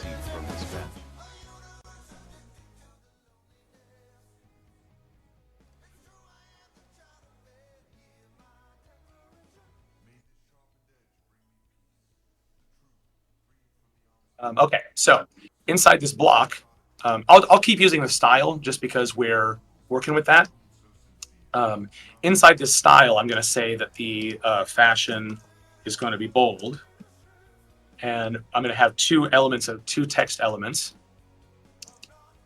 And what I'm going to do here is this one is going to be bold because its parent has the style of bold.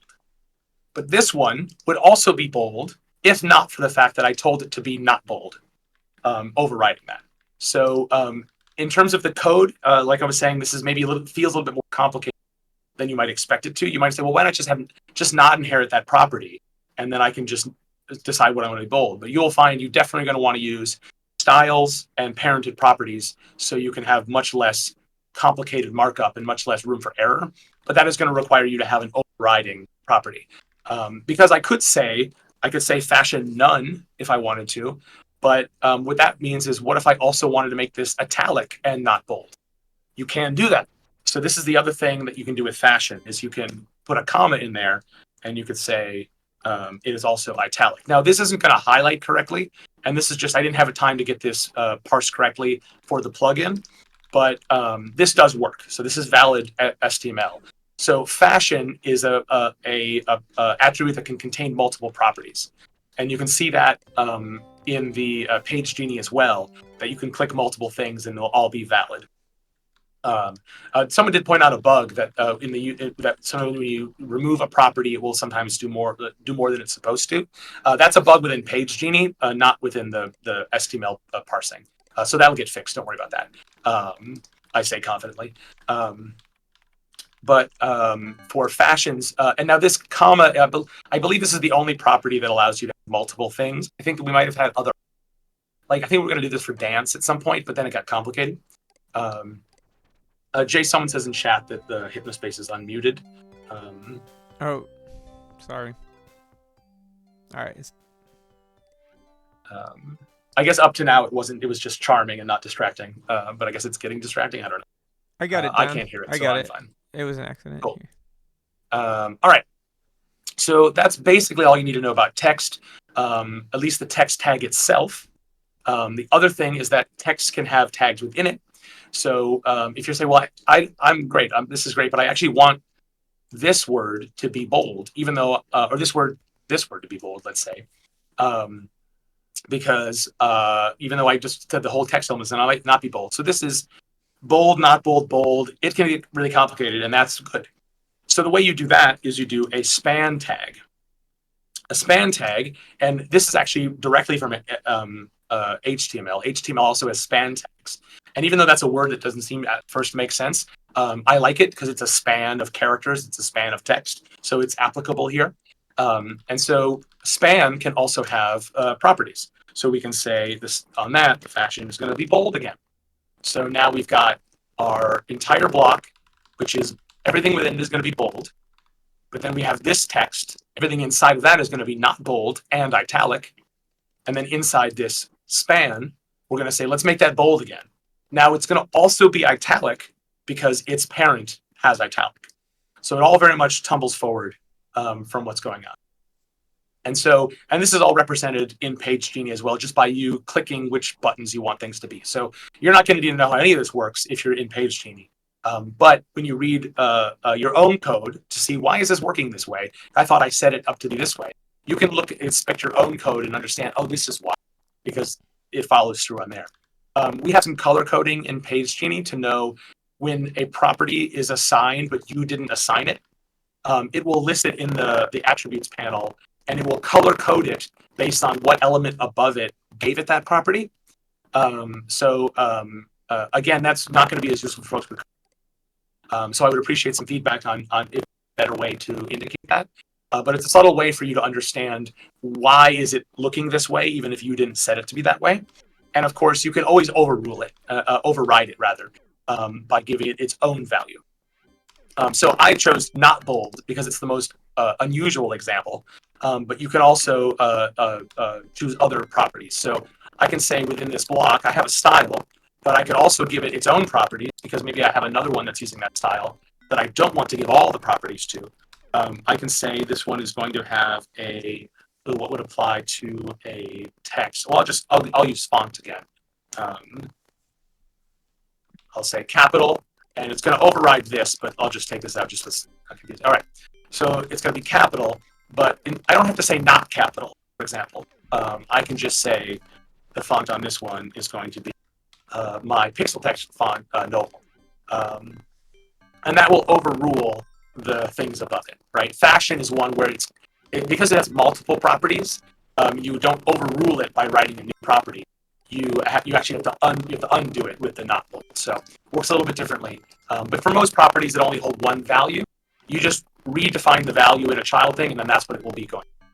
Oh yeah, you can actually done it already. So this block, everything in it is going to be the capital font, but this text is going to be Toronto, and this text is going to be Noble. So nothing in here is going to be capital, unless excuse me, folks, unless you do another text block like that. Then this one will have the font capital. And everything within it will have any font properties that centered element defines as well. Okay. The other thing inside of a text tag is link. And a link works just like it does in HTML, and which you may recognize as the A tag in that. And I can tell you that stands for anchor. And you're like, hey, wait a minute, I know HTML. Isn't anchor that thing where you can click a link and it goes to a different part of the page? Correct. But a link to another page is also an anchor. It's just when you don't include another page's address and just the the octothorpe, the pound sign, and then the thing, then it anchors to your page, but to a part within it. And we just call those anchors. But truthfully, all links are anchors, but that's a dumb name for it. And so we're not going to mess with that. So it's not A, it's link, because it's a link. Now, where are we going to send this link to? So we use the source attribute for things that this is. And we could have used source here as well, but I felt that was a little bit confusing to conflate those two things. So the property for a link is to. It's a link to another place. So path to other page. I can't spell today. STML. So that is going to be a link. You can give links a style if you want, and you can define that link style somewhere else. Links will have a default style in Dreamsettler, actually just within Nexus.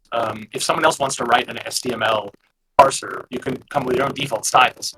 But there are default styles that apply to different elements that will be there whether you give them that value or not, and links is one of those. So it'll be kind of a cyan, I would describe it as a Miami beachfront kind of paint, that kind of green, and then an underline like you'd expect links to be in the real world. But you can override that by giving it its own style and defining your own link style if you choose. And this is actually a really handy place to describe. You can also do hover styles.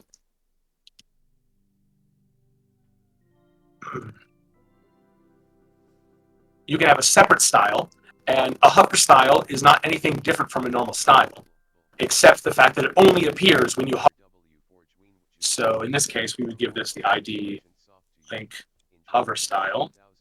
Yeah, Mark, say that can you hear me? Yeah. We're getting a lot of comments that you sound like a robot. I hear it from me too. So, do you know any way you can deactivate and reactivate your?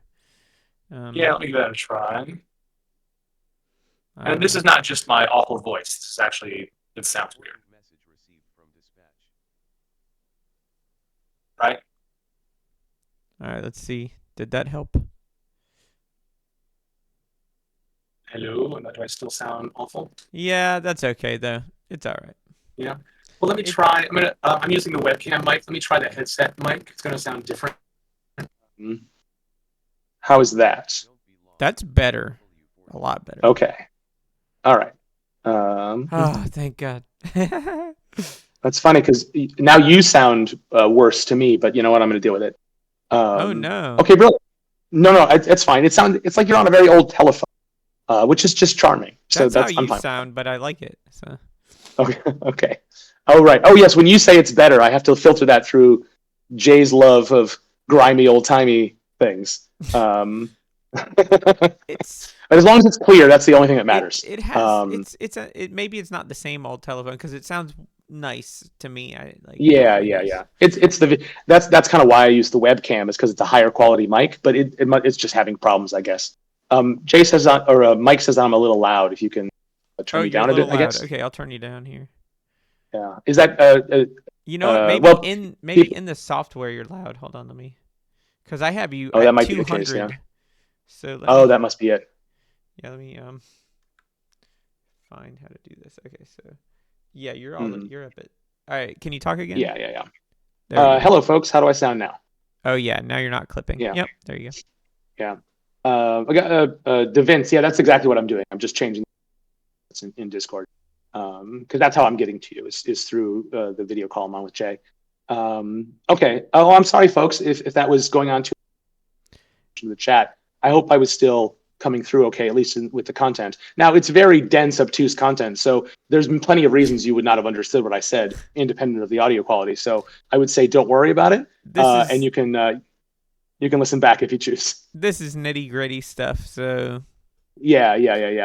If you're not interested, but yeah, sit tight. We'll get back to other things, but that's what we promised. So that's what we're delivering.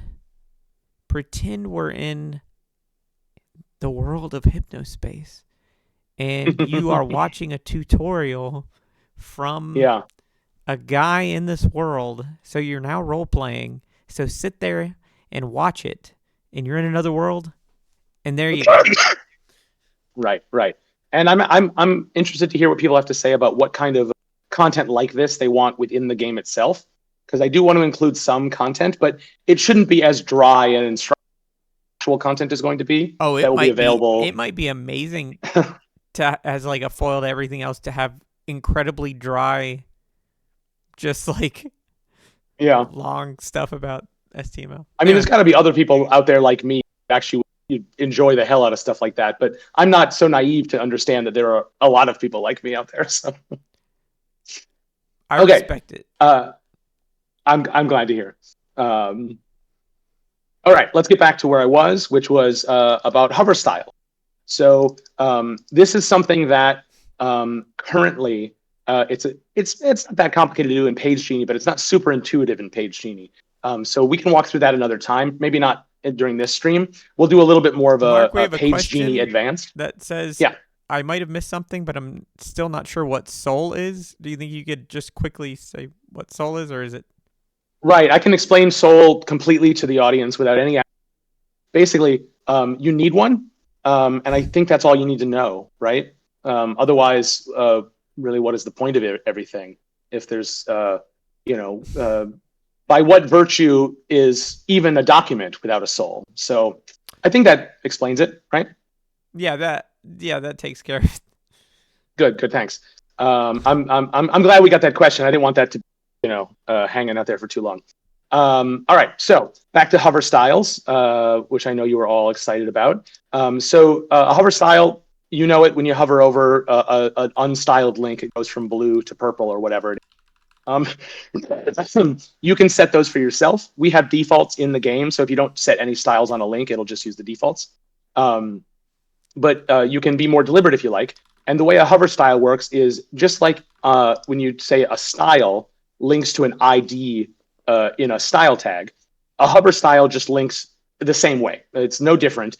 It just only operates when you hover over an element. So hover styles are mainly for links, but actually you can apply a hover style to anything. So you can have a hover style over an image, a hover style over a block, a hover style over the whole page if you like. This is really handy for if you want to change the cursor style or you want something to dance when you put your mouse over it. How well this works in Page Genie, I would love for people to test because I think this is probably the thing that's probably been put through the ringer the least. But basically, my example here is we'll just say we'll give the rock dance to the hover style. And now it's going to continue to have all the default properties that we've not overridden.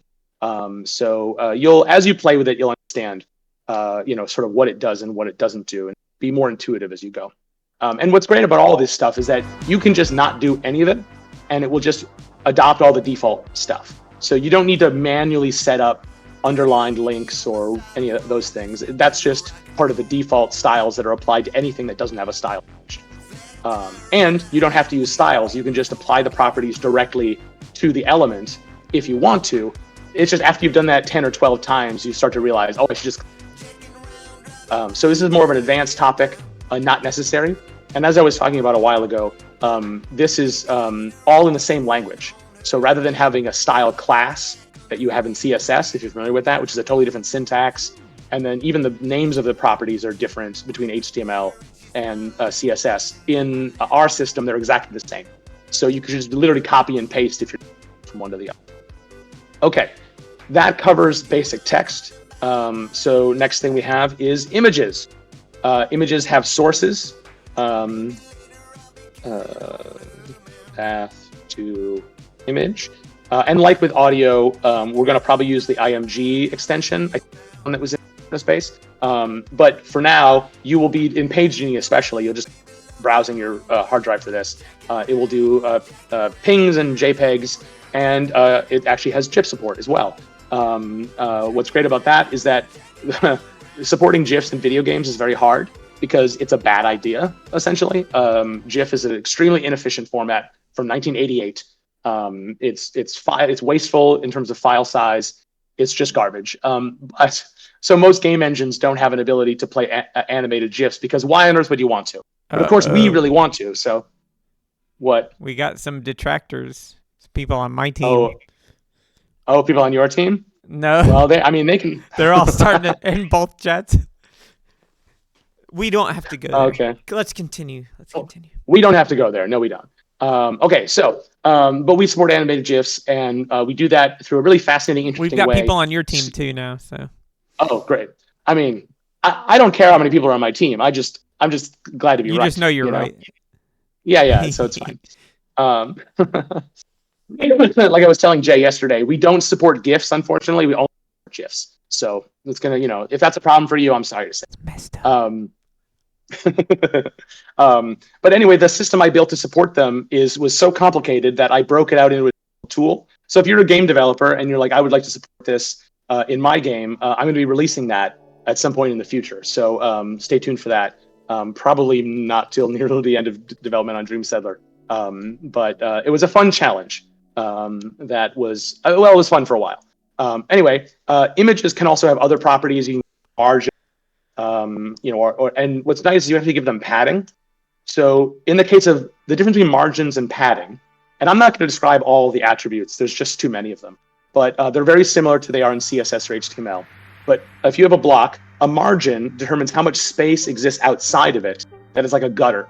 And so they will separate objects from each other. So you can do padding top, you can do padding vertical, which will do top and bottom. You can say padding is 5 or is 10, but padding vertical is 20, and that will override as necessary. So all 4 around will be 10, but then the top and bottom will now be 20, and you can say padding bottom will be 8. And so that's a way it just descends in order of specificity. So that's really handy if you want to say, I want left, right, and top be a certain value, but bottom be a different value. You only have to write it twice. Anyway, so I was talking about padding here, but a margin was what I was describing. Margin is the space outside of an object. Padding is the space inside of an object. So what that means is that if you have a block with a margin, there'll be nothing in that gutter. It'll just be empty space.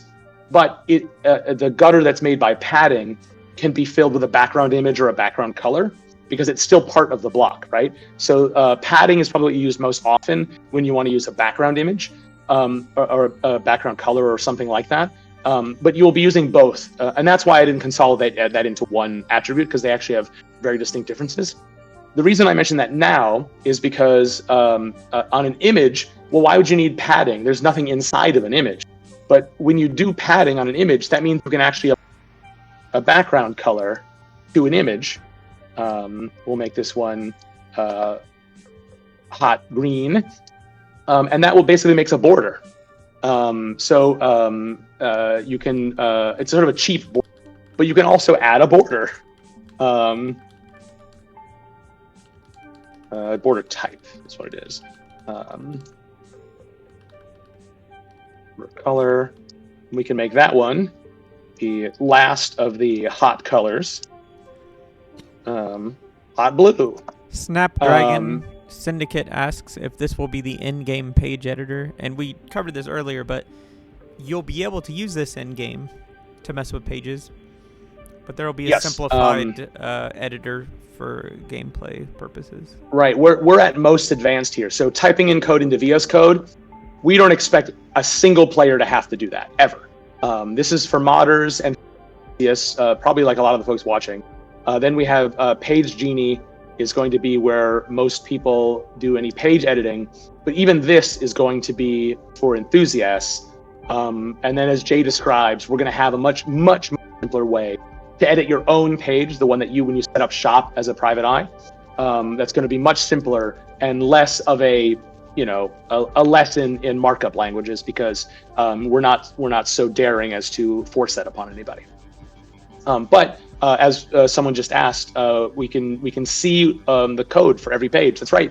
Just like in the old days, you can inspect the source and take a look at how every page in the game is made. Now, you may not be able to do that from the beginning. You may have to download, obtain, or perhaps purchase a tool that will let you do that. But that's going to be something you can do in the game. And that's maybe a place where you'll find hints or clues. But we're not going to make you edit pages. And you certainly can't edit pages on other people's servers, because that's not how the internet works either. But there'll be opportunities to play with that. But we're trying to find the balance between making that interesting but not onerous, because we don't want to have to give people a hobby in order to have to engage with this part of the. So stay tuned for that sort of stuff. The question came in again. Yeah, you can view source, so that will happen in the game. But like I said, you may have to earn some utilities in the game to do that. And yes, there is a comment tag. So I'll skip ahead and do right to that. Hello to nobody. So comment tags will appear in the source of the page, but will not appear in the rendering of the page. And you can do that in Page Genie as well. I think it does work. Folks can test that for me, but it will work if it doesn't yet. But yes, and it's much better than HTML's tag format. It's more characters and more onerous. But like HTML, we only have block tags. We don't have line tags. So as a programmer, my comment of choice is // but we don't have those in STML. It's only a block tag. It has a beginning and it has an end, and everything inside of that is the comment. And you can see here in VS Code, it actually does style it differently, so you know that it's. As long as I'm here, I'm going to talk about another thing that's just for the VS Code plugin. If you put a tag at the beginning and you say section body, and then at the very end you do one of these guys, which is a sort of a special close tag, you can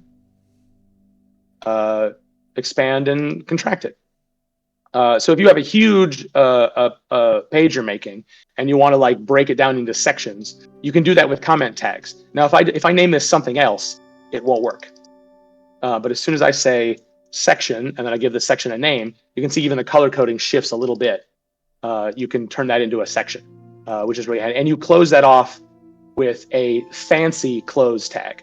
If I don't close that off, I just make this a normal hello, then this will not work anymore. So you need to have the matching tag there. So that was just an extra feature that I put in. It's really only matter if it has nothing to do with how pages are rendered. It's just for making it a little bit easier for this. Okay, so where were we on the tour? So we're talking about images and how you can be creative with the padding and background images, all sorts of stuff like that. And you can play with all of this stuff in Page Genie as well. This is how it looks like in here. Okay, next up is going to be... Let's give a second to my voice recover. I'm getting worse as it goes. Have you been drinking water or anything? Not really. I mean, I'm like a motor mouth like that, and I will... Like it was my voice is getting worse, or my mouth is getting dry. But I will say I'm recovered. This is the post-week coughing, voice thing. So even though I sound horrible, I'm feeling a lot better than I did last week.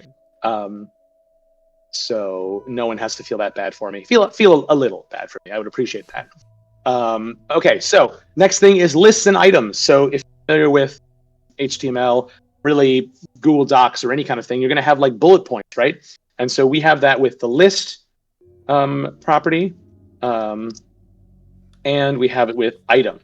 So list and item are going to be the equivalent of your OL and UL, if you're familiar with STML or HTML. And then within that, you have a LI for list item. Again, obtuse, small character count things. Nuts to that. I want it to be descriptive, so it's list and item. In HTML, you have OL for unordered list and OL for ordered list and UL for unordered list. I say nuts to that. It's just a list, and you can decide what type it is with order type. So the default is unordered, and that's bullet points.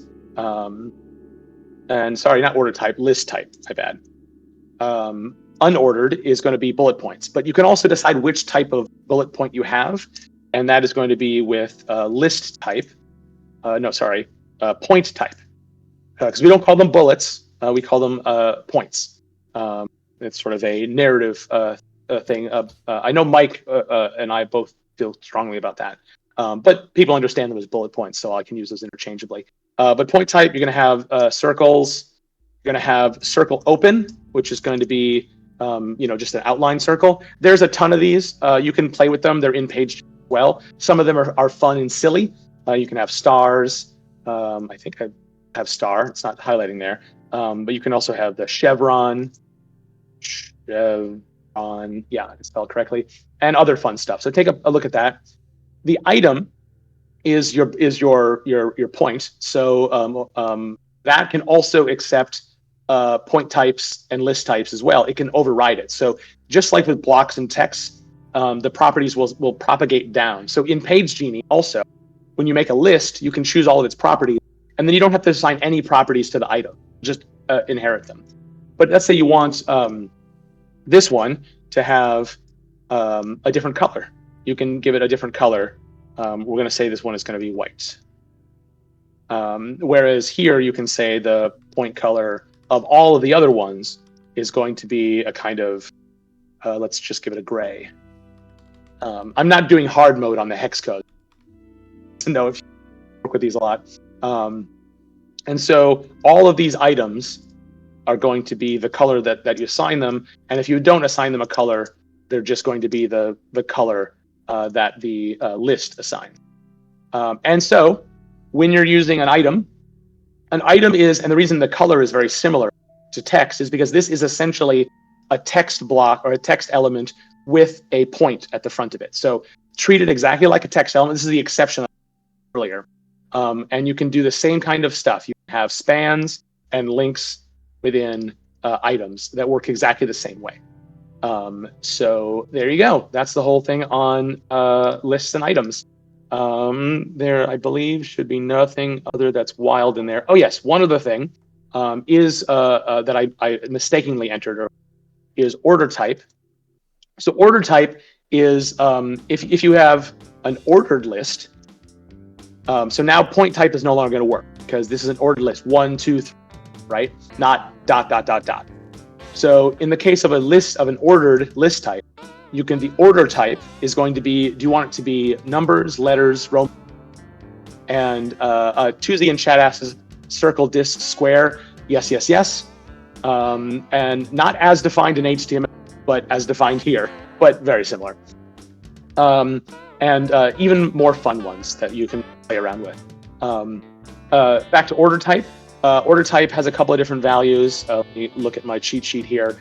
You can have Latin, which is letters, and you can have Latin upper, which is capital letters. Latin lower is lowercase letters. Now, what happens with and that will determine what these will be listed as is 1, 2, 3, A, B, upper or lowercase. You can also do Roman upper, so capital I is for Roman lower. And then the last one, you can do, those are the 5. Okay, great. Now, that is going to determine what the first order is, the first one. So let's just do number with default. But inside of a list, you can have another list. So just like you can on Google Docs or any, you can have a nested list. And when you nest a list, the order type is going to descend in a certain order, from number to Latin upper, Roman upper to Latin lowered, Roman. So just like it does in Google Docs or Word or anything. Unless you override it, in which case it will reset and then proceed from there. Again, super boring, but fascinating. And I think we're probably going to be a lot on pages, especially for blogs that lists things and stuff. And then that all those indents are there, we don't have to define manually. And you can do all of this in Page Genie as well. When you have a list, it will tell you, and I know that the scaling on Page Genie was pretty bad when I showed it last time. So I'll see if I pull that up differently. Let me grab the latest version. Closed it earlier.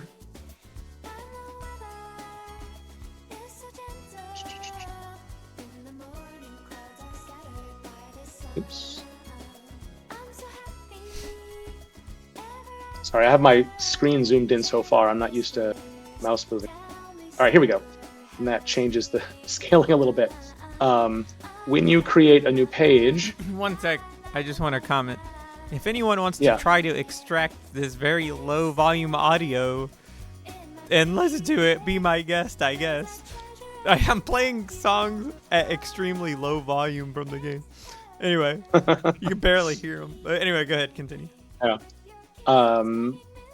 So when you choose an element in Page Genie, it will let you know what can go inside of it, and it won't let you click things you can't. So in a block, you can't do an item because an item can only be added to a list.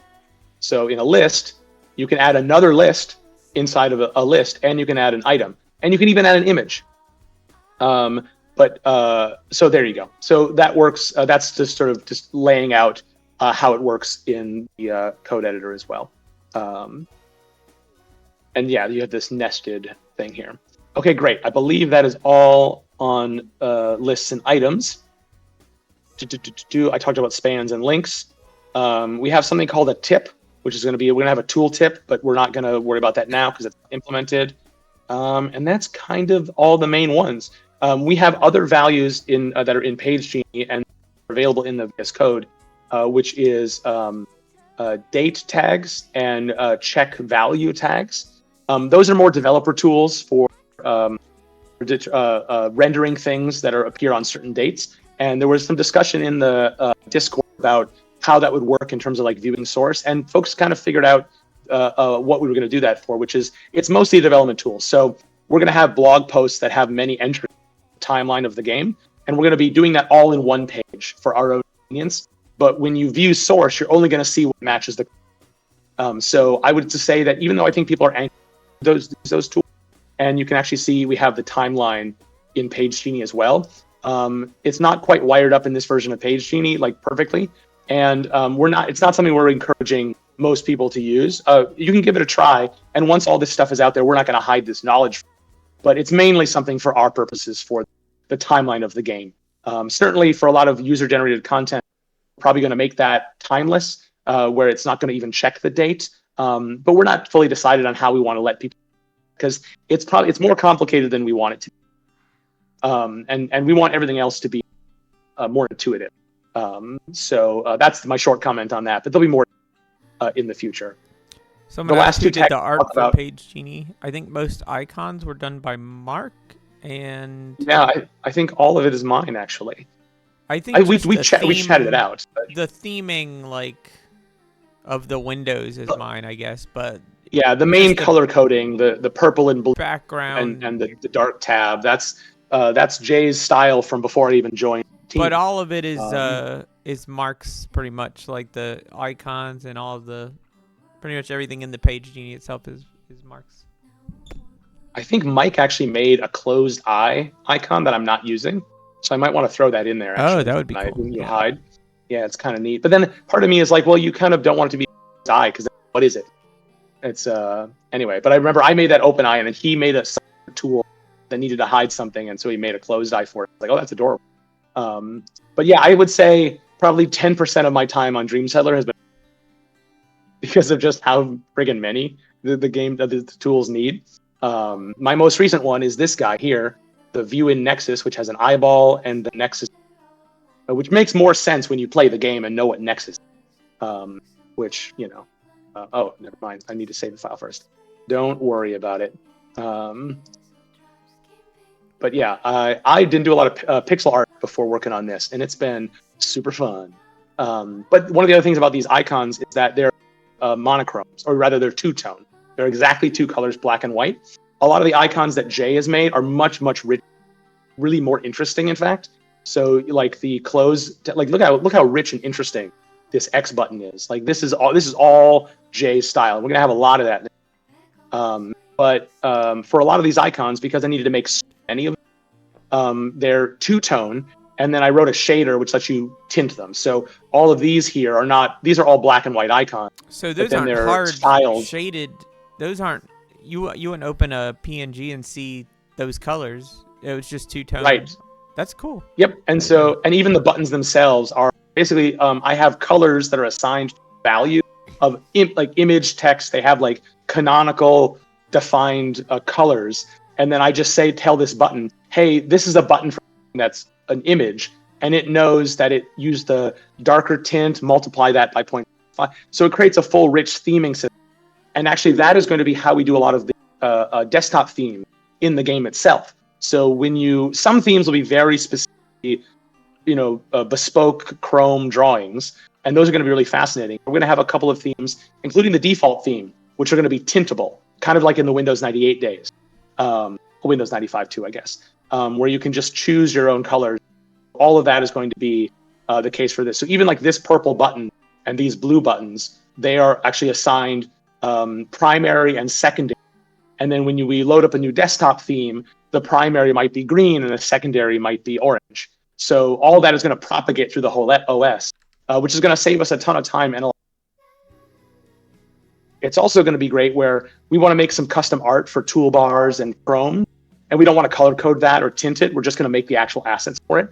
Great, but we don't want to make a button icons and individual buttons for every single thing in the whole game just for a theme.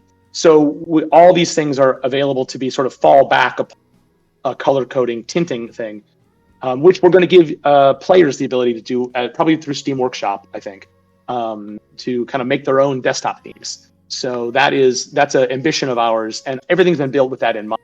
But I would say it's probably not ready. It won't be in the demo, but that's going to be part of the final game. So yeah, good question. Spawned a lot of that fun info. Okay, I'm going to talk about 2 more tags, and then I'm going to hand it back to. I hope is ready very shortly. Oh yeah, I'm ready. Okay, great. A testament to my ability to go on and on. So we have the last 2 ones are embed and include. So I'm going to show that here in the text editor. Embed is something you're going to want to use so badly, but you're not going. I'm sorry. Embed is our element for what we would say is Flash-like elements. So in our project, we have little widgets and little what are called prefabs in Unity, which are little tiny pieces of the game that we can then assign an asset address to, and we can load them within a web page. So that's going to very much feel like a Flash widget on web pages. That's not something we're going to be make available user-generated pages, because an embed, just like with Flash actually, an embed source can be literally anything, and we don't have the capacity to allow you to create literally anything put in there. We may find at some point in the future something to allow you to use the embed tag for, maybe something more specific or more narrow. But you might see this in some page sources, and the address is not going to be file, it's going to be a part within the project. So we may actually allow you to embed things that are already in the game. I have to step away for a moment. I'll be right back. Things like banner ads, like little Flash widget games, be creating animations, stuff like that. If you know what the address to it is, SleepNet, you may be able to include that on your page as well. But yes, that's right. No arbitrary code execution. I'm afraid I don't have the background to make that safe. And so we have a question. Excuse me. Can you pass attributes to the embed? So this is a system that Mike worked on, and so he can comment a little bit. It's not part of this, but I want to talk about it now anyway. So when you do a link, you send it to, let's clear this out a little bit. You send it to the to property gives you an address. You can do a, Mike, what is the, it's at, right? That's the syntax for that. To add queries. So you'll see in real URLs, you'll see the question mark will allow you to add variables that you can pass to your page request. We have an identical system yes, it is question mark. Okay. So very similar to, and Mike's posting it in chat, so take a look at that. But you can, we're going to have you be able to post information, pass variables to, which those variables can pick up. And mostly the embeds are going to read that stuff. So right now, we don't have query support within the source tag or the source attribute of an embed, but we probably should do that actually for a similar purpose. So we might be able to give you, the player, some freedom to pass some things into that. But a lot of that is because it's all very, we have the systems, but we don't have content for it yet. So once we have content for it, we can start defining more specifically how the systems interact with it and start boxing it in as to how it's actually going to work and what it's actually going to do. But the system Mike built is fully arbitrary in terms of what you can pass, as long as it's a string of characters, the actual messages that you can pass to a page. And most of the time, the code that's running in an embed is that. So that was a really fun thing where I built a framework and then Mike built a system and we put them together and it was chocolate and peanut butter. It was really fun to see. Yes, Mike's is great. It's a great page where you can actually play things in a microwave. on a web page. It's very, very charming. But this is basically the closest we get to Flash embeds or JavaScript execution. Is we have our own, our own programming as part of the game we can leverage through how pages are written. So it's going to feel very much like JavaScript or Flash, but it's not going to work exactly the same way. So if you're using our tools to make mods, user pages, you're not going to have the same freedom to do that. But we're going to see if we can give you something to have fun with that. But it opens up a lot of possibilities for us. All right, the last tag I'm going to talk about before Jay returns is the include. So this is something that HTML does not have, that you need JavaScript, or in my day, PHP is what we to include. So there are 3 file types that are part of the STML spec. And I say file types, but it's, again, all the code is there's STML, there's SSS, which you can have as a separate document that gets imported, and you have what are called stink files, STINC, sleep time include files. And so includes are basically just like as if it was an image. You have give it a source path to include file.stink, and all that does is it finds a file with that name, reads the text, and then just pastes it right in here. So what's nice for that is we can do at the very beginning of the page, right after the body, we can say, let's have a header. And that's going to have all of our main links, our navigation links. And at the bottom, let's have ourselves a footer. So you can make 10 pages for your web page, and you don't have to rewrite the headers and footers all the time. You can just do it like this.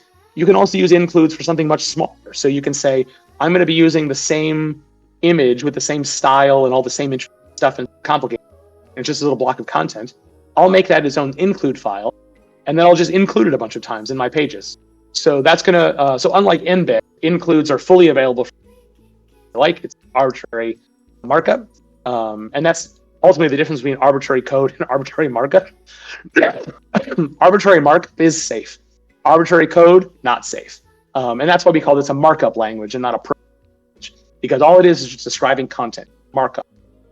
So for the extra nerdy in you, that's a fun distinction. And you can see the color here for include. It's a little bit gross, but it's very similar to the green for block because we treat it very similar. It's a block level element that sort of pastes it in. So inside of Page Genie, you can see that it's you. Let me see if I can actually. I don't have any files here that would actually work. That's in my Word, so I'm not going to worry about it.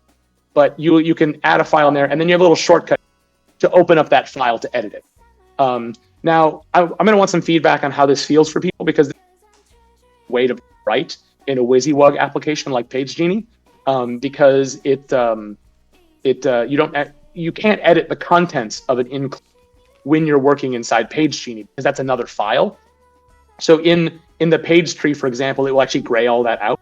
And you can play along if you have access to Page Genie to see how that feels for you if you want to add some. But because Jay is back, I will close with just a real quick explanation of the other file types. It'll just take a second. So inside of the style or the SSS top level tag, you can do an include, and you can have another style file. So that's how you include styles from somewhere else.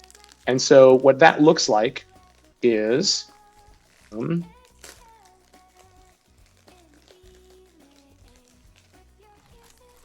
it just looks like this. So I'll need to say that it is a STML.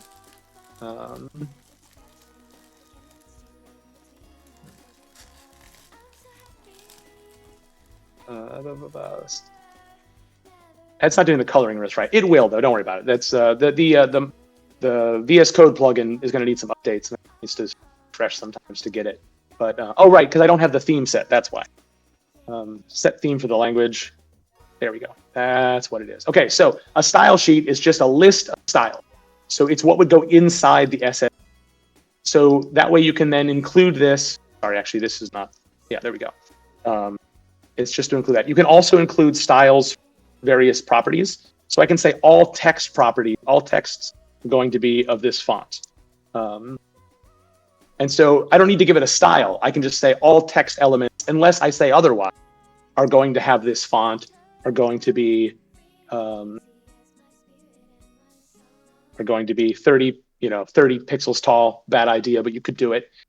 Or you can do style. So those are the things you can define in a, and then you can include that style sheet inside of your main document. So a lot of times you're just going to only want to. The other type of file is the include, and that is going to be basically everything that goes inside of a body tag. So you can just say, I'm going to have a block or whatever. Again, arbitrary markup, but you don't need to have any of the boilerplate that goes. It's just going to be what is going to be pasted in to your main document. That will appear instead of this when you view source. Well, actually, no, not when you view source, but when it's rendered, it will appear separately from that. All right, I think that kind of exhausts everything. I don't think that's enough, or I doubt it's all been drilled into folks' head, but I hope it got you interested. And again, you can just use Page Genie and not have to worry about how it works. But if you're wondering how it works or how you could do some interesting things with it, because Page Genie only has so many buttons to do so many things, but you can get really creative with how you order and how you structure things. And once you've done that, you can then load it back up in Page Genie and then continue to work from there. So you can do it both ways. You can use them in tandem. So that's all I and my voice have for you. Well, thank you for your sacrifice. I'll likely be referencing the on-demand video while I make things. So the last thing is I am more document here, which describes all of this and every piece. And this is going to be put as part of the, that'll be on the page for the VS Code plugin. And there'll be a link to that that I'll, actually it's already in Page Genie. If you go to Page Genie, and did I close it again? I think I closed it again. If you go to Page Genie and you click the info button, you will get, not that, the help button, because it's helpful. You get STML information. Right now, there's not a lot here, but that's the URL. Actually, both of these links take you to that reference. So once it's available, you'll find it there. But of course, we'll talk about it in the Discord as well. That's coming very, very soon. I'm almost done with it. So that is on its way. Thank you. All right. Now you have to reassemble your screen to I got to show figure you out how to again. do this. See here. How do I do this? Okay. Well, why don't you? I'll look at the chat. If anybody has a question, I can answer them. I wasn't paying that close chat. I'm sorry to say, but throw them at me now while Jay gets things set up, and then I'll answer the questions, and then I'll bounce, and Jay can proceed with checking out that mod. Okay. I'll scroll through to see if there's anything I missed in here that was useful. Order. Okay, and then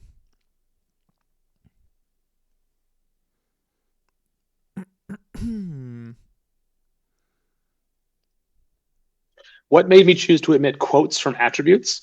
A couple reasons. One, I want to do in spaces policy. So IDs can't have spaces, paths can't have spaces. Name a file or a subfolder within your web root in Page Genie with a space, it will complain to you. Now, in the real world, I think file names and directories should have space. I'm frustrated when they don't, actually.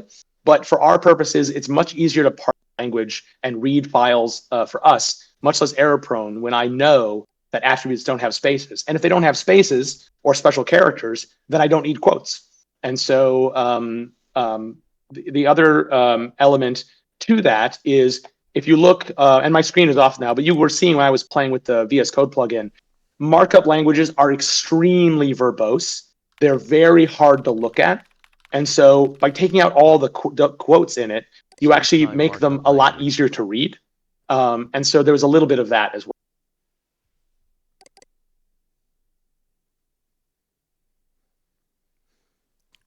How is, sleep time markup language?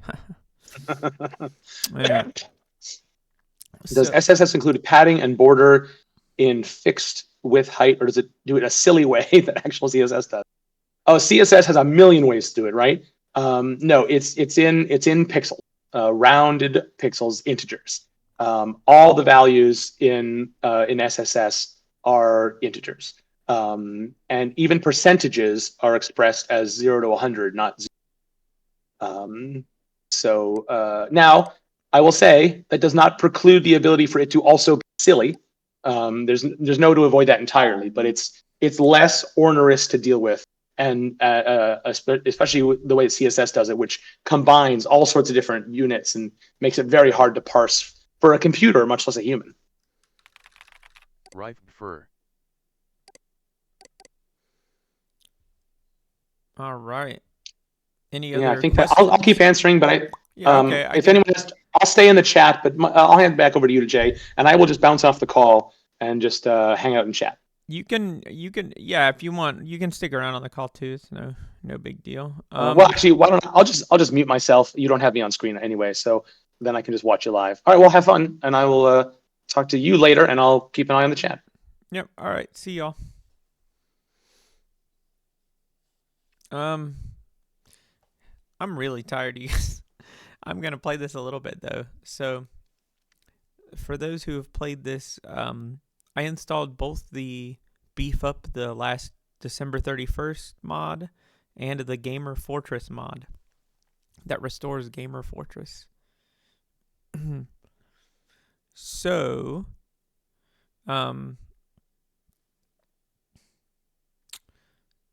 I guess I'll just get going on it. These are two mods that the community made that I have been aware of and never had time to mess with, other than a cursory glance.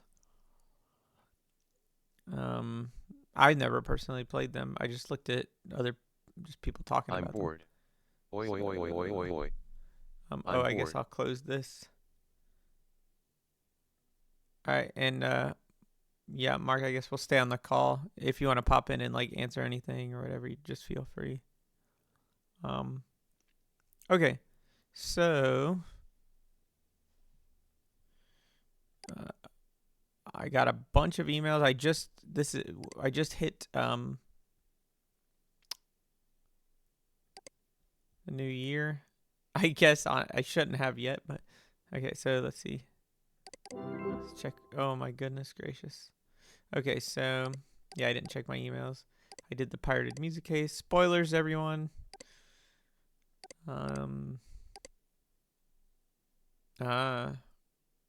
So they added this. I see you added this. I just put that in there as a subtle, like if you notice it, then you get some money kind of case, but yeah. So the change here is that they actually send you a case for this, whereas before it's just kind of in there and you have to find it on the last day. Okay.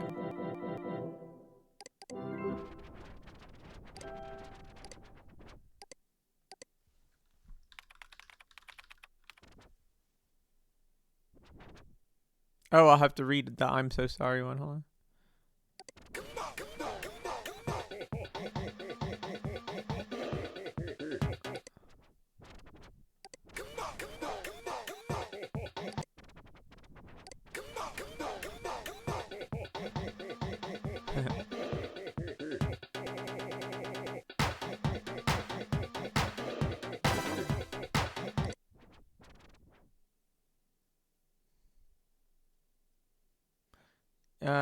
I think you gotta search like fake. Yeah, here we are. Oh.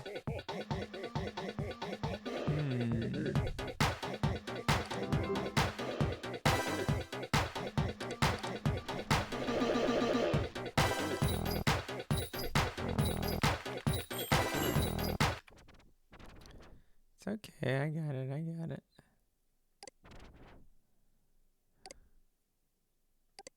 Oh, that's the same account.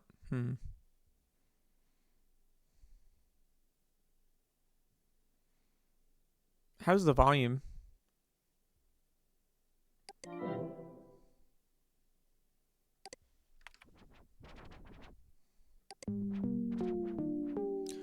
These were one of the first things I made. These were like using the page builder as an art program, like at its most like you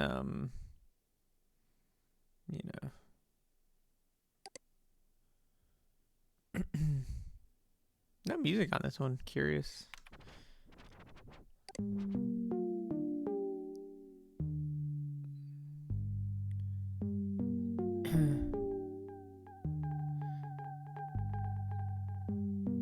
Yeah, this was this guy's sort of attempt at starting a new trend here. He set these rules for what this cool he said, not cool punk, we're just going to be called cool, okay? And it has to be 128 pixels high and other such things. Okay, so I actually don't know what to do. Someone tell me how to find this guy's other account.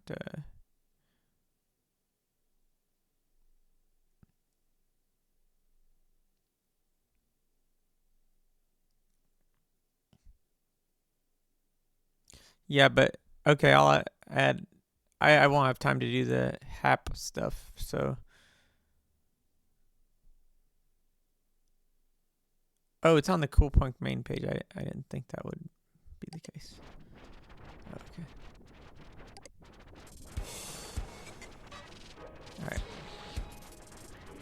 Yeah, I forgot. I forgot I did that. I made that. I just forgot, man. Yeah, I remember that jerk page.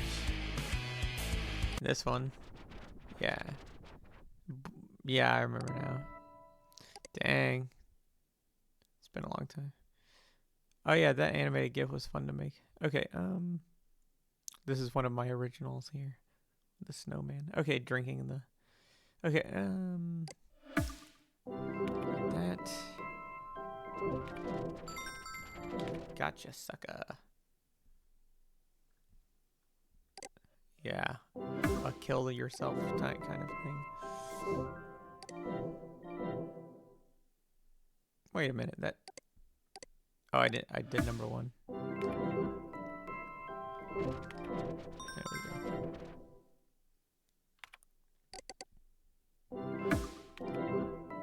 Nice. Let's see, can it be? Yep. Get out of here, sucker.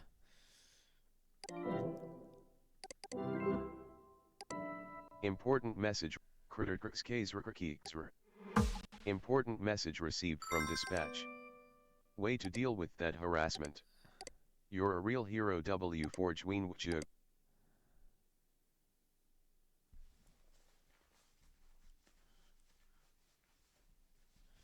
Ah, yes, I see. Lip singing. Important message received from dispatch. Okay, dispatch. Oh boy, Zane rocks. Okay, so this basically adds the stuff I buried as like proper cases. You know.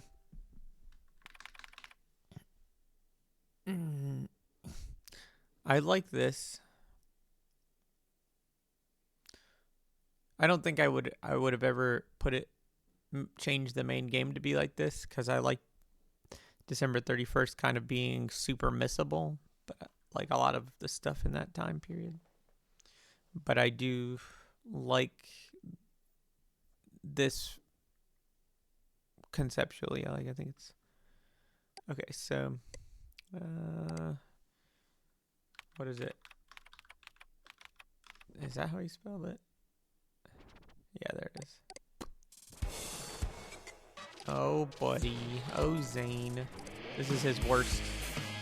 This is the one where I invented. This is the one where I came up with the happy slappy thing as like a juvenile way of talking about sex. You guys did the happy slappy thing. It just sounds like such a thing you would say to mean sex when you're like 10 years old and don't want to get into trouble.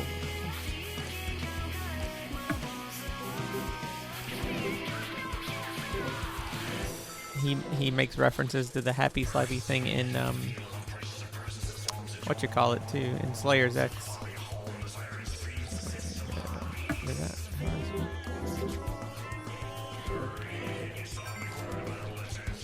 We're gonna save spoilers, everyone. We're gonna save Zane's life.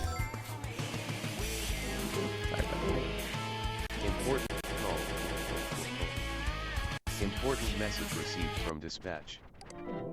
Save Zane's life.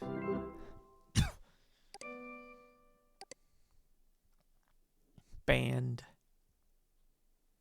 He's banned. So, Important message received from dispatch.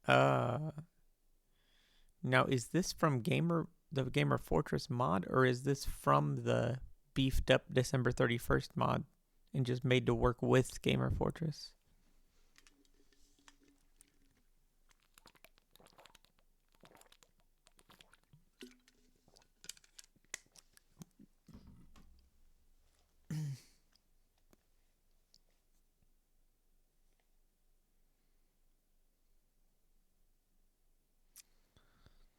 Says this is a complicated case. Explains that Gamer Fortress was added as a way to win back users who left over the Starport Castle Dream Station stuff.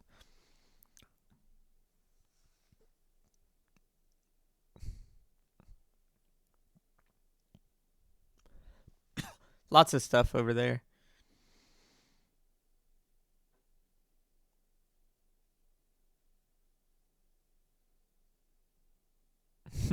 some subtle foreshadowing here.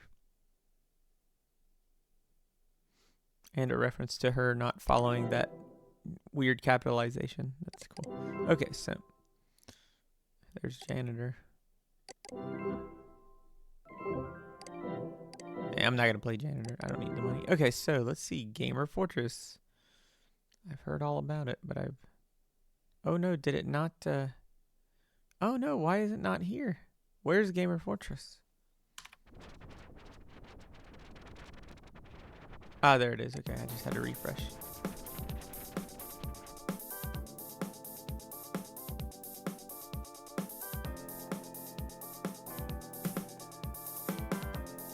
All right.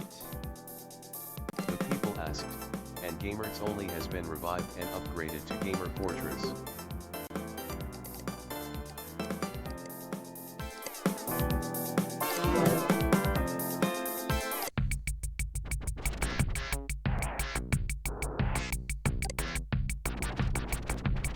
Oh, it's a forum.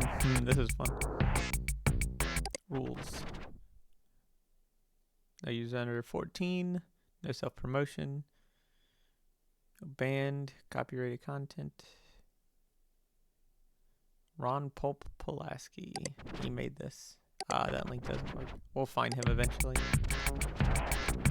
Squishers, good or bad? Hot. That was a thing. Hot. There would be like... They would put a little hot image on things.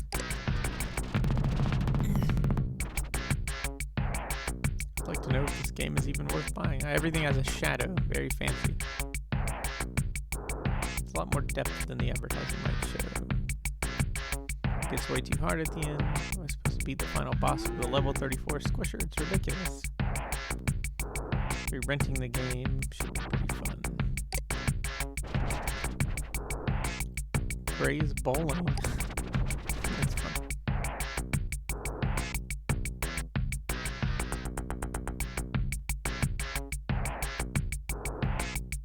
Oh boy, Clint is a whiner, huh? Bread frozen. Oh, I like that. I like freezing a thread. That's fun. What do you think of Ronnie's new game? That game sucked. I hope Corey... That Which Is Media is not watching because that was his. I love that game. I think Drug Runners is excellent. Shocking. Okay. Deleted posts. Uh-oh.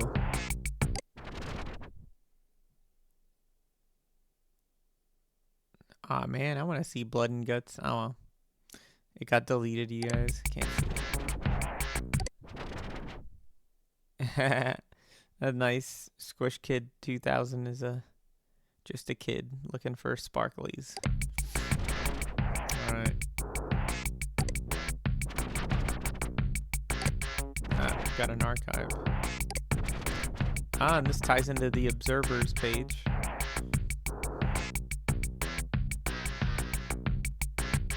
Oh, there's a Game Champ emulator, huh?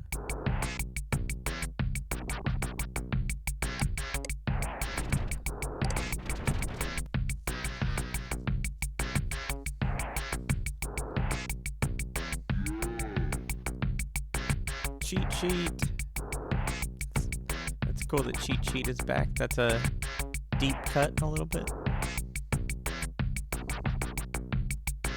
The Cataclysm page is the coolest. Anyone else agree? If not, you're a dork. Zane's in here. Of course he'd be in here. Alright, so let's... It's nice that the forum is first, and you get a sort of you're introduced to some of these people before you even start exploring.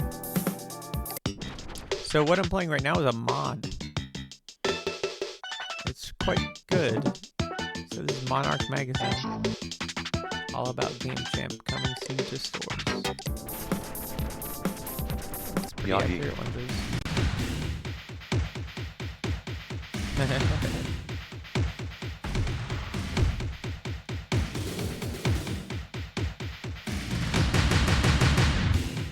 Blood and Guts Turbo Fighter.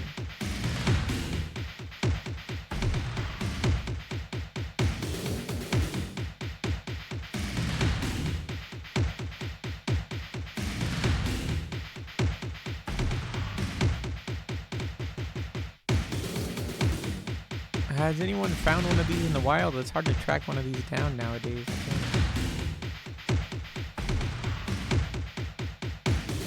What are you waiting for, punk? Nice.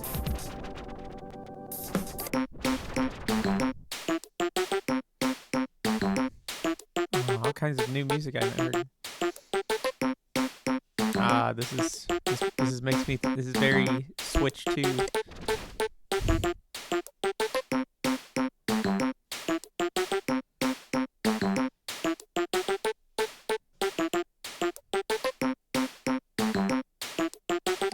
They did launch a game magazine.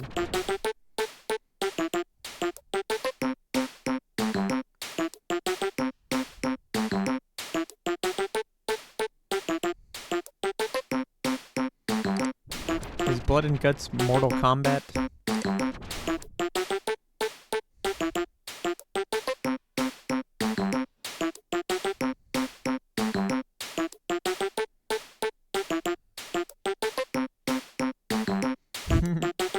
This is a nice way to get away with not making any assets. Check out this leak. Oh, image removed. Sorry.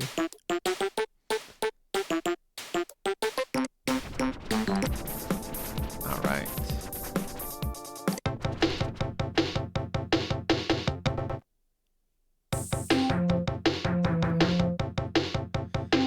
Today we will look at many unknown mysteries. Welcome to my Squishers page. My name is Reagan and today we will look at many unknown MYSTRYS with Myth 1. Evil Man.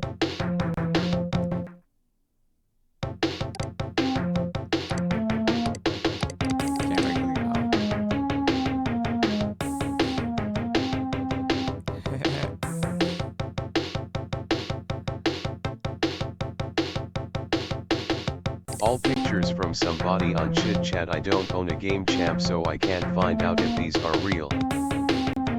Yeah, this is good. Help, how do I fix this?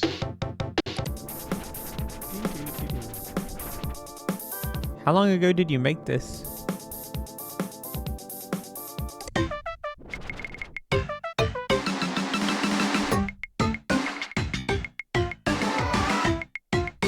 This is the console of the real gamer.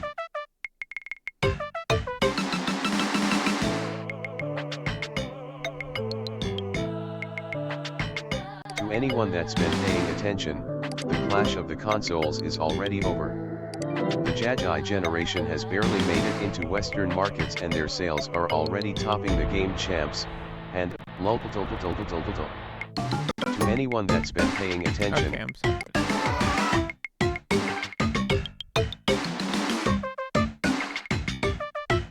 We got some games.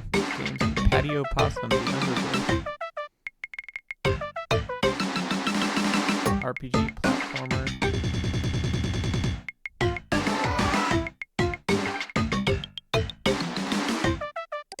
Downloading Jagi commercial. Alright, let's watch the commercial.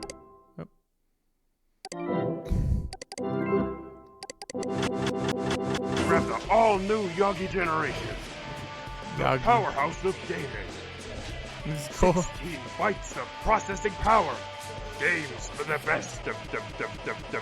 Grab the all-new Yogi generation. The powerhouse of gaming. I don't think it sucks. 16 bytes of processing power. Games for the best. Grab the Dang, all-new I'm never gonna be able to Yogi finish it generation. because that glitch. The powerhouse of gaming. 16 bytes of processing power. Games for the best. Oh, I thought it was the because there's the Hypno-S glitch. Never mind. Like that one, I thought it was that causing it to restart. Hi there, come on down to Gray's Bowling. We have bowling and we serve food and drinks. Someone please get this off my page. I mean, it is a game. Bowling is a game, as pointed out in the thread.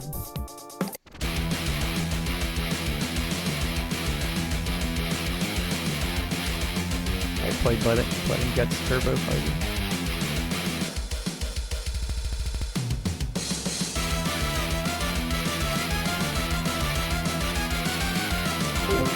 Aw man, I want to buy it. Oh no, that's not really.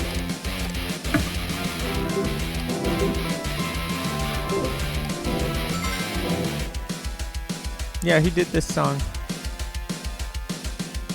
It's cool.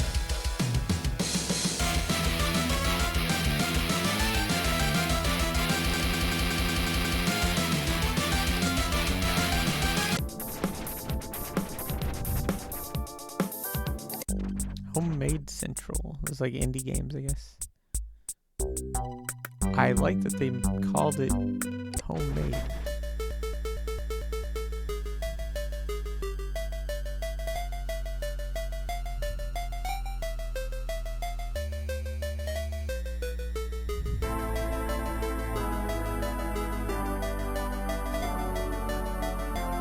Cool.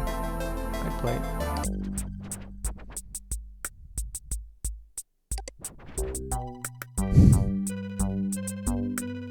This is a purposefully unflattering photograph. Born on August 13, 1977, Arthur Art Drake was always interested in video games and creating things. Okay, well, Born on August. we get it.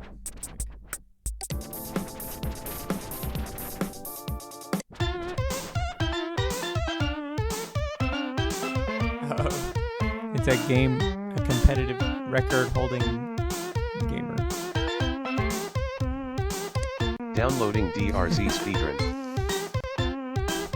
Downloading this is good, Spaceport. I like this.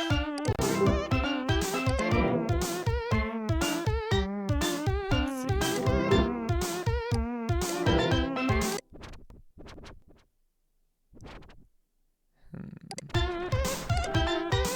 I may have come up with a different word for speedrun. Seems kind of new.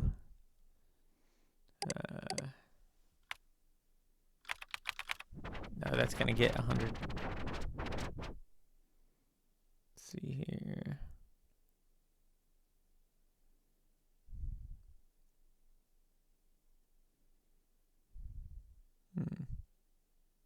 Oh.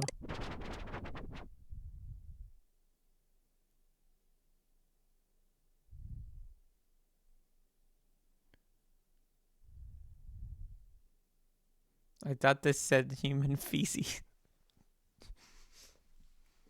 No.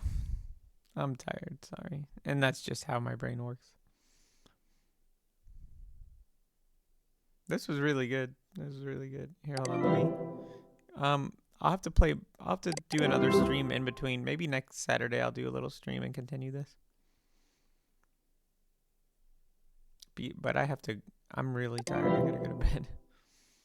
Let's watch this though. Free recorder, that's fun.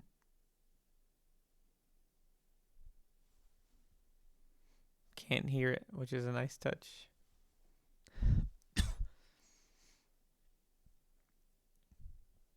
See the speed run.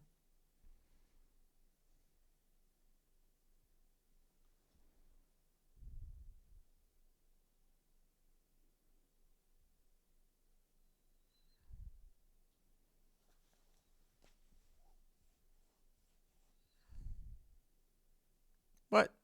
How is that? Was that edited? That's pretty funny. That's good. All right, y'all. Welcome to Channel Turtle and OS. All right, that was fun to do sound for. Okay, Hey, no, I got it. Little jerks.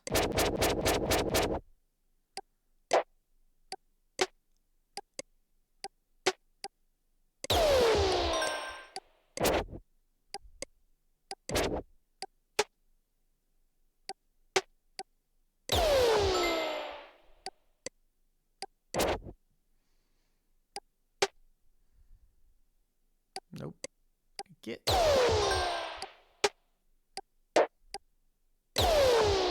just need to get to the next level, then I'm gonna sign off for the night. I'm sleepy, you guys.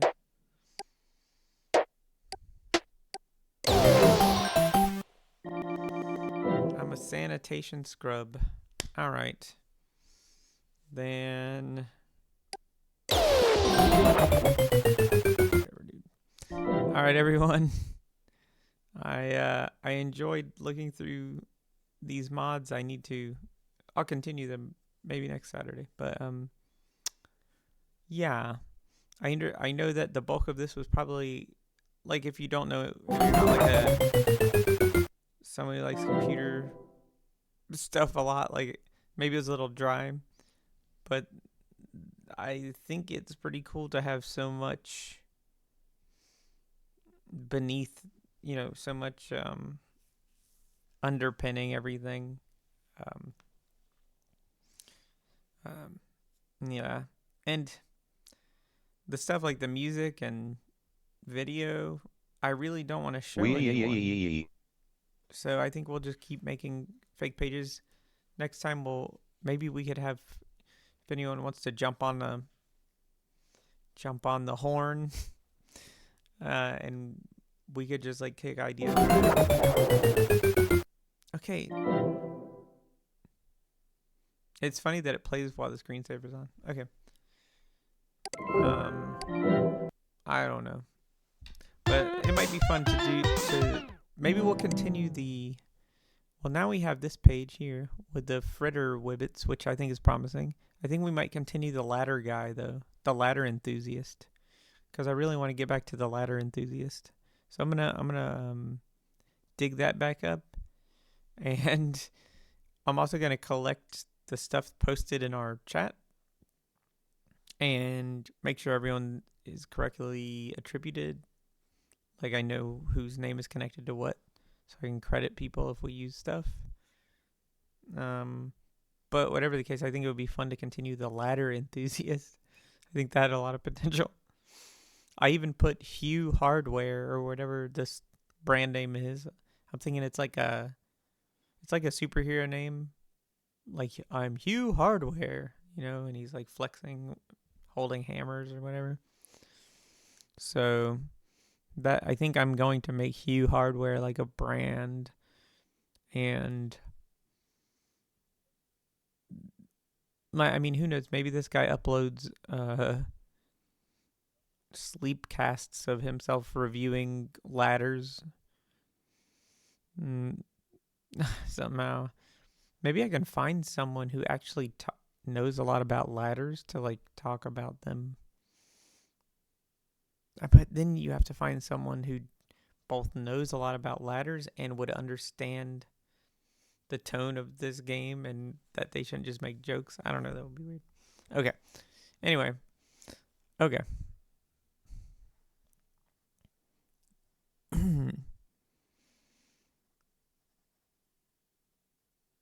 Yeah, I might look up some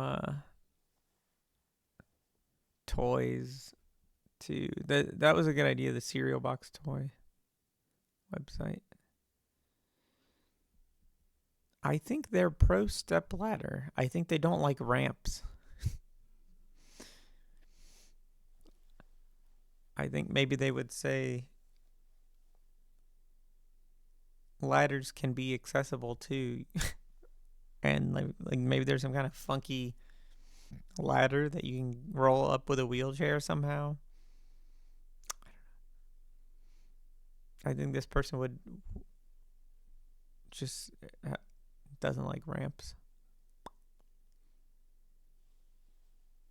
You gotta like hook something to your wheelchair and like get counterweights and stuff, and then you can go up a ladder. Easy as pie. Anyway, okay, everyone, I'm gonna go to bed. Oh yeah, next time we'll do some creative stuff. I won't. Man, I thought it was playing all those songs at very low volume, like barely audible, because I could barely hear them. But I just spoiled a bunch of songs from Dreamsettler. Oh well. Dang it. All right. Good night, everyone.